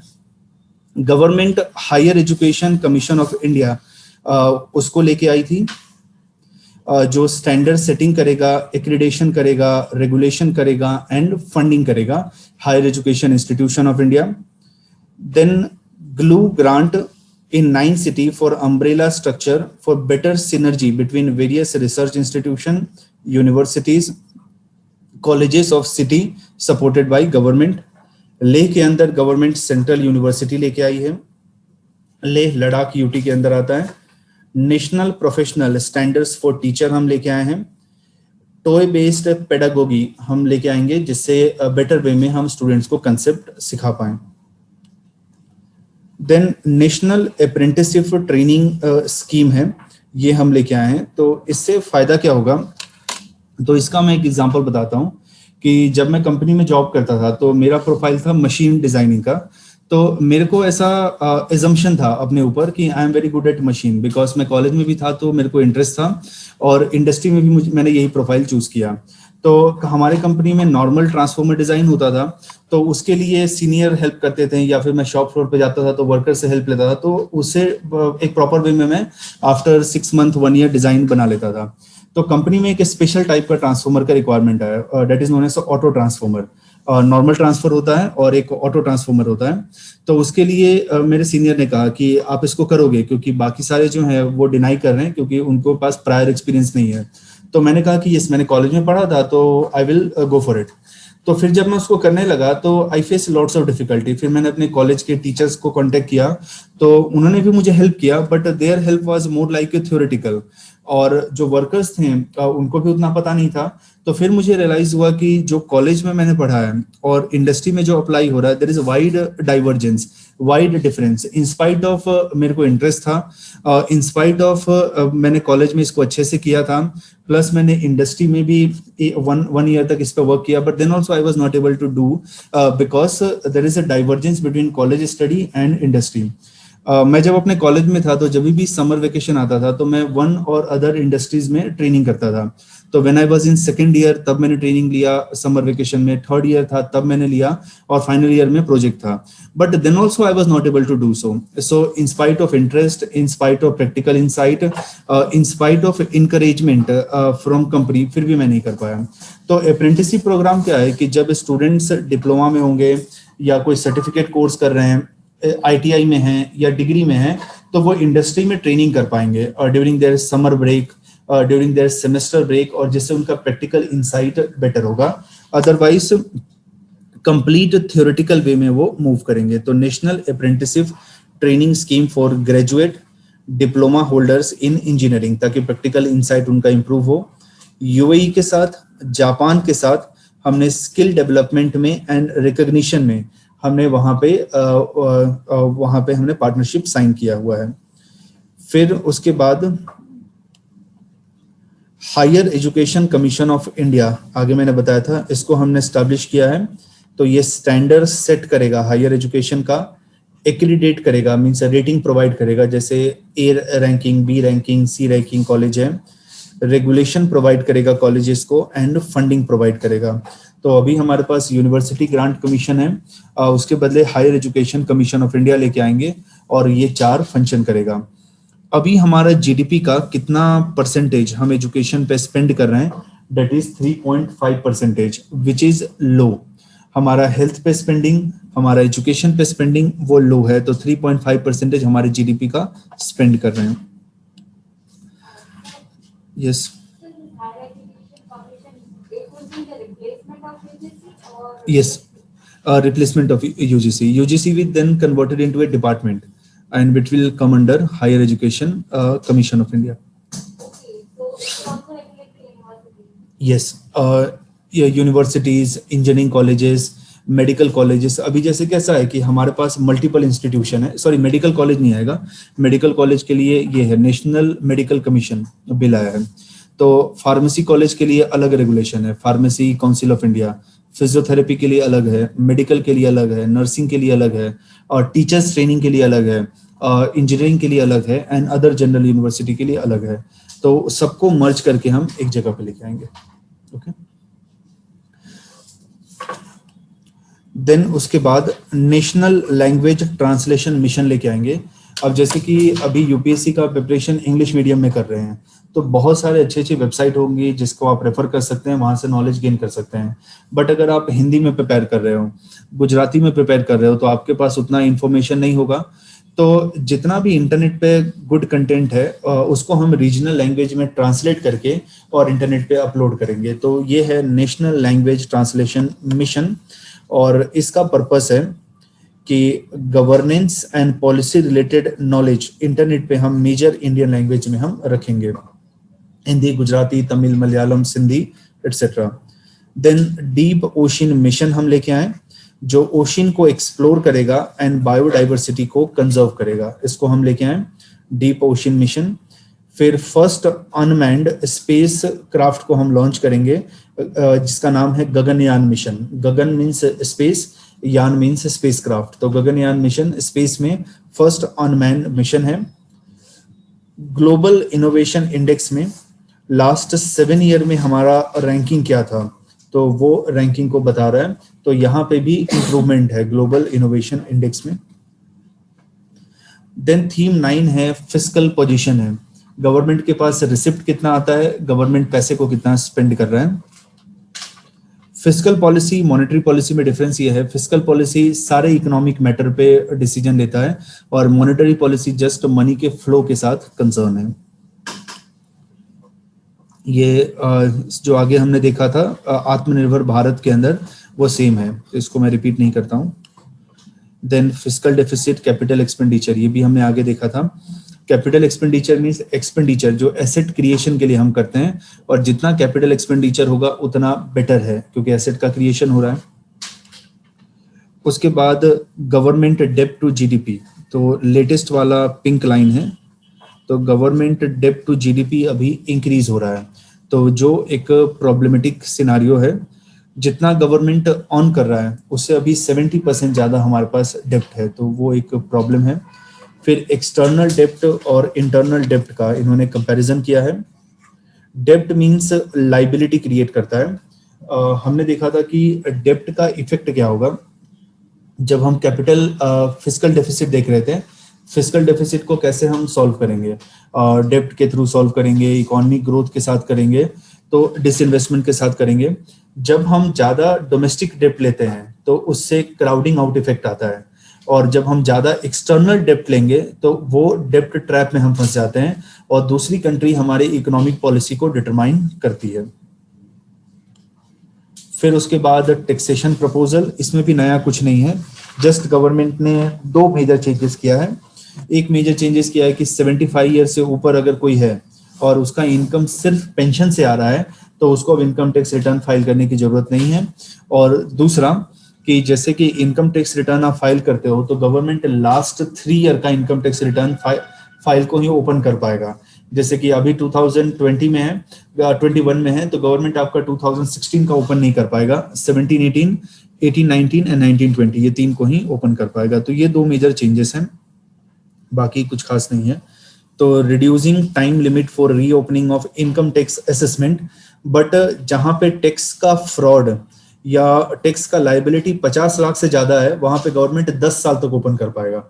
नॉर्मल सर्कमस्टेंसेस में 3 साल, और जहां पे फ्रॉड है वहां पे 10 साल तक का। 75 ईयर से ऊपर इनको टैक्स पे नहीं करना है। Then income tax appellate tribunal, इसको हम फेसलेस बना देंगे। इनकम टैक्स अपीलेट ट्रिब्यूनल क्या होता है, इनकम टैक्स डिपार्टमेंट आपको कहेगा कि यू हैव टू पे 30,000 टैक्स, आप कहोगे कि नहीं नहीं 30,000 बहुत ज्यादा है, मेरा जो इनकम है उसके हिसाब से आपने कैलकुलेट नहीं किया है, मैं I will pay only 20,000 tax. तो हम दोनों के बीच में डिस्प्यूट है तो हम इनकम टैक्स अपीलेट ट्रिब्यूनल के पास जाएंगे और ये जजमेंट देगा। इसके जजमेंट से मैं सेटिस्फाई नहीं हूं तो कंसर्न हाई कोर्ट में मैं जा सकता हूं। तो ट्रिब्यूनल का हम फॉर्मेशन कैसे करते हैं, तो हमारे कॉन्स्टिट्यूशन में पार्ट 14A है और जिसके अंदर आर्टिकल 323B उसके अंदर हम ट्रिब्यूनल को क्रिएट करते हैं। 323A जिसमें हमने कैट को क्रिएट किया है, कैट और सेट जो सिविल सर्विसेज के मैटर को देखता है, और फिर 323B के अंदर हमने अदर मैटर के लिए ट्रिब्यूनल क्रिएट किया है। जो डिविडेंड पेमेंट है REIT एंड INVIT, इसको हमने TDS से एग्जेम्प्ट किया है। तो TDS का फुल फॉर्म क्या होता है, tax deduction at source. REIT क्या है, INVIT क्या है, इंफ्रास्ट्रक्चर इन्वेस्टमेंट ट्रस्ट। जैसे कहीं पे रोड बन रहा है, कहीं पे रेलवे बन रहा है, कहीं पे मोबाइल का टावर बन रहा है, वाटरवे बन रहा है, एयरपोर्ट बन रहा है, उसके अंदर मैं इन्वेस्टमेंट कर रहा हूँ। से L&T अहमदाबाद वडोदरा के बीच में एक्सप्रेसवे बना रही है और उसको मार्केट से पैसा चाहिए, तो मैंने उसके अंदर 1 करोड़ इन्वेस्ट किया है और L&T कहेगी कि आपने 1 करोड़ इन्वेस्ट किया, आफ्टर 5 ईयर हम आपको 1.5 करोड़ देंगे। तो मुझे प्रॉफिट कितना हुआ, 50 लाख का। गवर्नमेंट इसके ऊपर 10% TDS कट करती है, तो अब मेरे को नेट मिलेगा 45 लाख ही, बिकॉज 50 लाख माइनस 5 लाख तो 45 लाख मिलेगा। तो जो INVIT इंफ्रास्ट्रक्चर इन्वेस्टमेंट ट्रस्ट है उसका जो डिविडेंड होता है उसके ऊपर TDS फाइल नहीं करना है, बट TDS में नहीं फाइल करूंगा लेकिन इनकम टैक्स रिटर्न में तो मुझे फाइल करना ही पड़ेगा। तो ये मतलब इस तरीके से हुआ कि आप इधर से कान पकड़ो या उधर से कान पकड़ो, मतलब बात तो एक ही है। तो जैसे TDS जब आप फाइल करते हो तो इनकम टैक्स रिटर्न फाइल करोगे तो क्लेम वापस ले सकते हो, और नहीं फाइल किया तो आपको फाइल करना पड़ेगा। दूसरा रियल स्टेट इन्वेस्टमेंट ट्रस्ट, जैसे कोई बिल्डर है, वो कोई कमर्शियल कॉम्प्लेक्स बना रहा है, कोई वेयर हाउस बना रहा है, कोई रेसिडेंशियल कॉम्प्लेक्स बना रहा है, उसके लिए उसको इन्वेस्टमेंट चाहिए तो आप वहां पे इन्वेस्टमेंट करते हो। तो REIT रियल स्टेट के लिए है। रियल स्टेट में office, mall, industrial park, warehouse, hospitality जैसे होटल है, हेल्थ सेंटर, ये सबको हम डेवलप करते हैं। तो इसको TDS से अब एग्जेम्प्ट कर दिया है। बाकी जो है वो कुछ खास नहीं है वहां पे। देन जीएसटी कलेक्शन, तो जो ब्लू कलर वाला लाइन है वो पास्ट ईयर का है और ग्रीन कलर का जो बार है वो प्रेजेंट ईयर का है। तो टिल अगस्त तक आप देखो कि लास्ट ईयर वाला डोमिनेट कर रहा था। इस साल का जीएसटी कलेक्शन कम था क्योंकि लॉकडाउन ओपन हुआ मई में और फिर जून जुलाई अगस्त में धीरे धीरे सारे सेक्टर को ओपन किया। बट फ्रॉम सितंबर हमारा जीएसटी का कलेक्शन इंप्रूव हो रहा है। लास्ट सितंबर से ज्यादा था, देन अक्टूबर का भी ज्यादा था, नवंबर का भी ज्यादा था, दिसंबर का भी ज्यादा था। तो ग्रीन बार जो है वो इस फाइनेंशियल ईयर का बता रहा है 2021 और ब्लू बार बता रहा है वो लास्ट फाइनेंशियल ईयर का। तो लास्ट 4 मंथ का जो हमारे पास डेटा है जीएसटी कलेक्शन इंप्रूव हो रहा है हमारा। 2014 में हमारे पास टोटल कितने लोग इनकम टैक्स रिटर्न फाइल करते थे, तो ये 3.4 करोड़ था। बट 2020 में समवेयर अराउंड 6.5 करोड़ हो गया है। So almost double. अब हमारे पास डबल जो इनकम टैक्स रिटर्न फाइलर है। बट ये भी अगर पूरे इंडिया के पॉपुलेशन को देखो 135 करोड़ हमारा पॉपुलेशन है और उसमें से 6.5 crore income tax return file कर रहा है, लाइक 5% ही है। तो सिर्फ 5% इनकम टैक्स रिटर्न फाइल करते हैं and rest of the people are getting subsidy. तो यहाँ पे भी हमें नंबर इंक्रीज करना है। एक इनकम टैक्स के अंदर विवाद से विश्वास स्कीम है कि गवर्नमेंट ने आपके ऊपर टैक्स इंपोज किया है, आपको लगता है ज्यादा है तो आप मतलब उसको कंटेस्ट कर सकते हैं। तो विवाद से विश्वास स्कीम में कितने केसेस आए। Then agriculture infrastructure and development cess government ने इम्पोज किया और जिसकी वजह से जो पेट्रोलियम प्रोडक्ट है उस पे 2.5 रुपीज पर लीटर गवर्नमेंट ने सेस इंक्रीज किया है। फिर डोमेस्टिक इंडस्ट्रीज को प्रमोट करने के लिए गवर्नमेंट ने स्टेप्स लिया है, इसको ऑलरेडी अपन ने देख लिया है, आगे इसको रिपीट नहीं करता हूँ, देख लिया है, ये भी देख लिया। नाउ हमने देखा कि पिलर और थीम 1 to 10 तक हमने देखा। अब मेजर एलोकेशन गवर्नमेंट ने कौन से स्कीम के लिए किया है, तो एलोकेशन को 2 वे में देखते हैं, एक मिनिस्ट्री वाइज एलोकेशन देखते हैं और दूसरा एलोकेशन स्कीम वाइज एलोकेशन देखते हैं। तो फर्स्ट मनरेगा है। मनरेगा के अंदर गवर्नमेंट ने अपना एलोकेशन डिक्रीज किया है। 2020-21 में एलोकेशन था 1,11,500 करोड़, इस बार एलोकेशन है 7,300 करोड़, 73,000 करोड़ एलोकेशन है। मनरेगा क्या है, तो इसका फुल फॉर्म है Mahatma Gandhi national rural employment guarantee act, जिसके थ्रू कोई भी पुअर है वो गवर्नमेंट के पास जाएगा और वो कहेगा कि सर मेरे पास अभी एम्प्लॉयमेंट नहीं है। गवर्नमेंट उसको एम्प्लॉयमेंट देगी, मिनिमम 100 डेज का एम्प्लॉयमेंट देगी और इसमें नेचर ऑफ एम्प्लॉयमेंट डिफाइंड नहीं है, कुछ भी वर्क हो सकता है। कहीं पे होल डिग करना है, कहीं पे प्लांटेशन करना है, कहीं पे कंस्ट्रक्शन से करना है, कोई भी वर्क होगा, मींस कोई एनी अनस्किल्ड वर्क। गवर्नमेंट अगर 100 डेज का एम्प्लॉयमेंट नहीं दे पाती है तो वो अनएम्प्लॉयमेंट अलाउंसेस देगी। उसके बाद यहाँ पे minimum wages state government fix करता है और स्टेट गवर्नमेंट जॉब आइडेंटिफाई करता है, बेनिफिशियरीज आइडेंटिफाई करता है और सेंट्रल गवर्नमेंट मनी देता है स्टेट गवर्नमेंट को। MNREGA core of core scheme है, सेंट्रली स्पॉन्सर स्कीम है जहां पे फाइनेंशियल एलोकेशन सेंट्रल गवर्नमेंट करता है। तो ये वर्ल्ड का लार्जेस्ट वर्क गारंटी प्रोग्राम है और इसका ट्विन ऑब्जेक्टिव है रूरल एरिया का डेवलपमेंट एंड अनएम्प्लॉयमेंट, इन दोनों को टैकल करना। पीएम किसान स्कीम है, इसके लिए गवर्नमेंट ने एलोकेशन ऑलमोस्ट सेम रखा है, जितना लास्ट ईयर एलोकेशन था इस बार भी एलोकेशन इतना है। पीएम किसान स्कीम कैसे वर्क करता है, गवर्नमेंट फार्मर्स के अकाउंट में मनी ट्रांसफर करेगी और एवरी ईयर फार्मर्स के अकाउंट में 6,000 रुपीज ट्रांसफर होगा 3 इंस्टॉलमेंट में, 2,000, 2,000, 2,000 3 इंस्टॉलमेंट में ट्रांसफर होगा, जिससे फार्मर उसको एग्रीकल्चर में यूज कर सकते हैं। ये किसके लिए है, ये स्मॉल एंड मार्जिनल फार्मर्स के लिए है।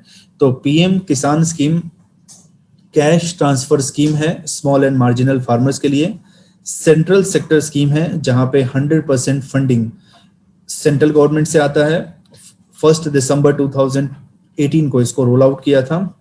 It is for small and marginal farmers having combined land holding और ओनरशिप अप टू 2 हेक्टर। ये फार्मर्स के फैमिलीज के लिए है। तो फैमिलीज को कैसे हमने डिफाइन किया है, जिसके अंदर हस्बैंड वाइफ और उनका माइनर चाइल्ड होगा, माइनर चाइल्ड बिलो 18। एक बार उसका मैरिज हो जाता है, मेजर हो जाता है, तब वो फैमिली के डेफिनेशन में नहीं आएगा। Then state government UT identify करेंगे फार्मर्स को और फंड डायरेक्टली फार्मर्स के अकाउंट में ट्रांसफर होगा। तो पीएम किसान का एलोकेशन ऑलमोस्ट उतना ही रहा, no change. Then national education mission है, सेंट्रली स्पॉन्सर स्कीम है, जिसके थ्रू एजुकेशन के इम्प्रूवमेंट के लिए government of India money transfer कर रही है to state government. National education mission के अंदर 3 इसके कंपोनेंट है। एक कंपोनेंट है सर्व शिक्षा अभियान। सर्व शिक्षा अभियान फर्स्ट स्टैंडर्ड से 8th स्टैंडर्ड तक है, प्राइमरी एजुकेशन है।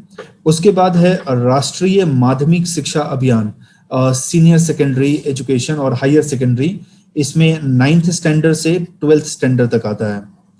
और थर्ड है national education mission teacher training and adult education, ये टीचर्स के ट्रेनिंग के लिए है। बीएड, पीटीसी जो टीचर प्राइमरी और सेकेंडरी स्कूल में है उनके ट्रेनिंग के लिए है।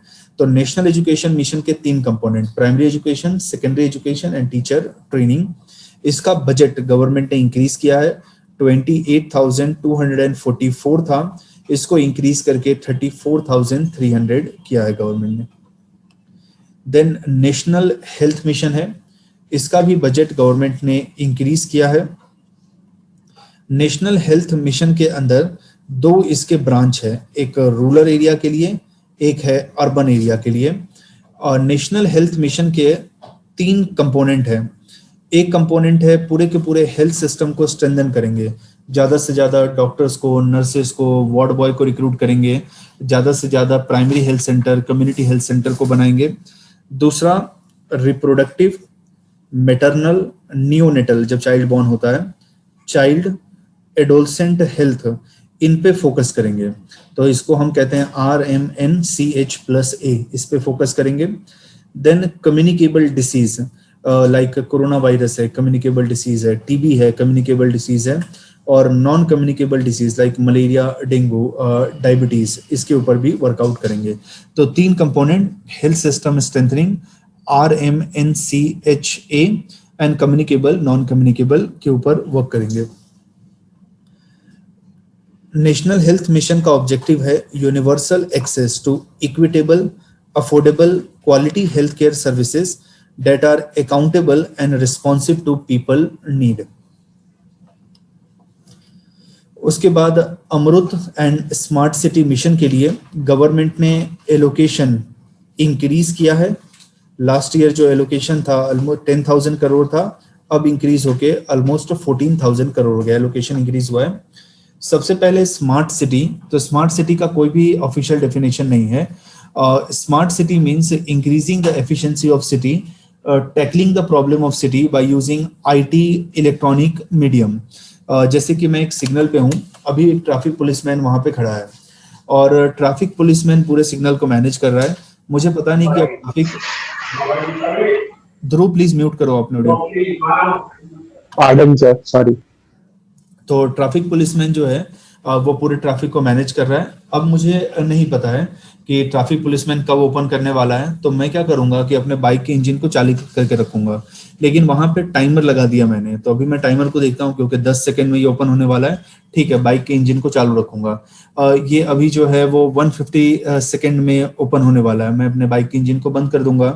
तो हर जगह पे हम जैसे, या फिर से ओवरहेड टैंक है, तो ओवरहेड टैंक में हम क्या करते हैं कि वाटर फिल हो गया फिर स्विच बंद करते हैं। बट वहां पे अगर मैं कोई सेंसर अटैच कर दूं कि जैसे ही वो हाई लेवल पे आ जाएगा अपने आप इलेक्ट्रिसिटी कट आउट हो जाएगा, पंप बंद हो जाएगा। तो किस तरीके से हम वहां पे टेक्नोलॉजी को यूज कर सकते हैं अर्बन एरिया में ट्रैफिक का, वेस्ट मैनेजमेंट का, एयर पोल्यूशन का प्रॉब्लम को सॉल्व करें। तो उसके लिए स्मार्ट सिटी मिशन है, बट स्मार्ट का कोई डेफिनेशन नहीं है। अब जैसे नॉर्मल फोन और स्मार्टफोन में क्या डिफरेंस होता है, इंटरनेट कनेक्टिविटी। नोकिया का नॉर्मल फोन है और अभी आपका स्मार्टफोन है। जैसे पहले आपको इंटरटेनमेंट है तो आपको टीवी देखना पड़ेगा, रेडियो सुनना पड़ेगा, अगर किसी को ईमेल भेजना है तो आप कंप्यूटर पे कर सकते हैं, किसी से बात करना है तो आप फोन पे कर सकते हैं, लेकिन अब सारा फंक्शन एक जगह पे इंटीग्रेट हो गया। आपके मोबाइल से आप किसी को कॉल भी कर सकते हैं, अपने ईमेल भी चेक कर सकते हैं, ब्राउज भी कर सकते हैं, मूवीज भी देख सकते हैं, रेडियो भी सुन सकते हैं। तो सारे का सारा फीचर एक जगह पे लेके आ गया, दैट इज स्मार्ट थिंग। दूसरा मिशन है अर्बन एरिया के अंदर स्कीम है, that is AMRUT mission. So Atal mission for rejuvenation and urban transformation. इस मिशन के अंदर अर्बन एरिया के प्रॉब्लम्स को हम सॉल्व करते हैं। तो इसके 5 कंपोनेंट है। एक कंपोनेंट है वाटर सप्लाई, 24/7 वाटर सप्लाई हमें देना है। दूसरा सीवरेज कनेक्शन होता है, गटर का लाइन। स्ट्रॉम वाटर ड्रेनेज, कि ज्यादा रेनफॉल हुआ तो वाटर कैसे ड्रेन करके निकलेगा सो दैट फ्लड ना आए वहां पे। Urban transportation and green space and park हम प्रोवाइड करेंगे। तो अमृत के 5 कंपोनेंट। उसके बाद गवर्नमेंट ने इंडिया के डिफरेंट सिटीज में मेट्रो प्रोजेक्ट के लिए अनाउंस किया है। तो इसके लिए पहले बजट था लास्ट ईयर 6,484 करोड़, और अब ये 3 टाइम इंक्रीज हो गया है और 18,998 करोड़, ऑलमोस्ट 19,000 करोड़ हो गया। तो 3 टाइम इंक्रीज हुआ है मेट्रो के लिए बजट।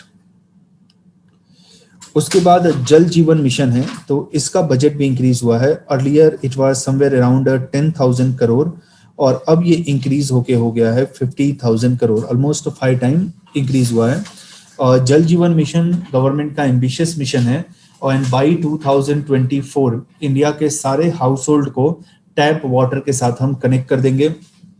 दूसरा, जल जीवन मिशन का 2 कंपोनेंट है। एक कंपोनेंट है हर एक हाउस होल्ड को टैप वाटर से कनेक्ट करना, और दूसरा उसका कंपोनेंट है ग्रे वाटर को मैनेज करना। तो ग्रे वाटर मीन्स गटर का लाइन, उसको मैनेज करना। तो ये 2 इसका कंपोनेंट है कि ओपन कहीं पे गटर का लाइन नहीं होना चाहिए।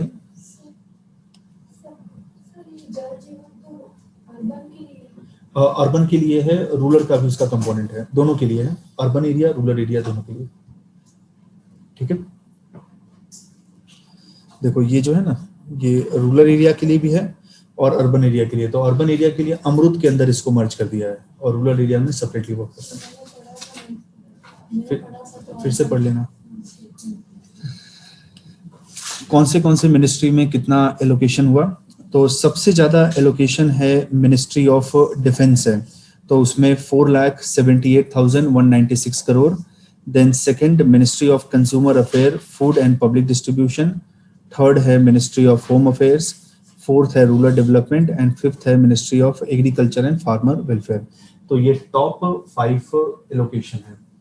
और बाकी के allocation that is 6th ministry of road transport highway, 7th ministry of railway, 8th ministry of education, 9th ministry of health and family welfare and 10th ministry of housing and urban affairs. So this is all about Union Budget 2021-22. So we have started with fundamental of budget, then theme 1 to theme 10 and then major allocation. तो कुछ doubt है budget में then आप पूछ सकते हैं।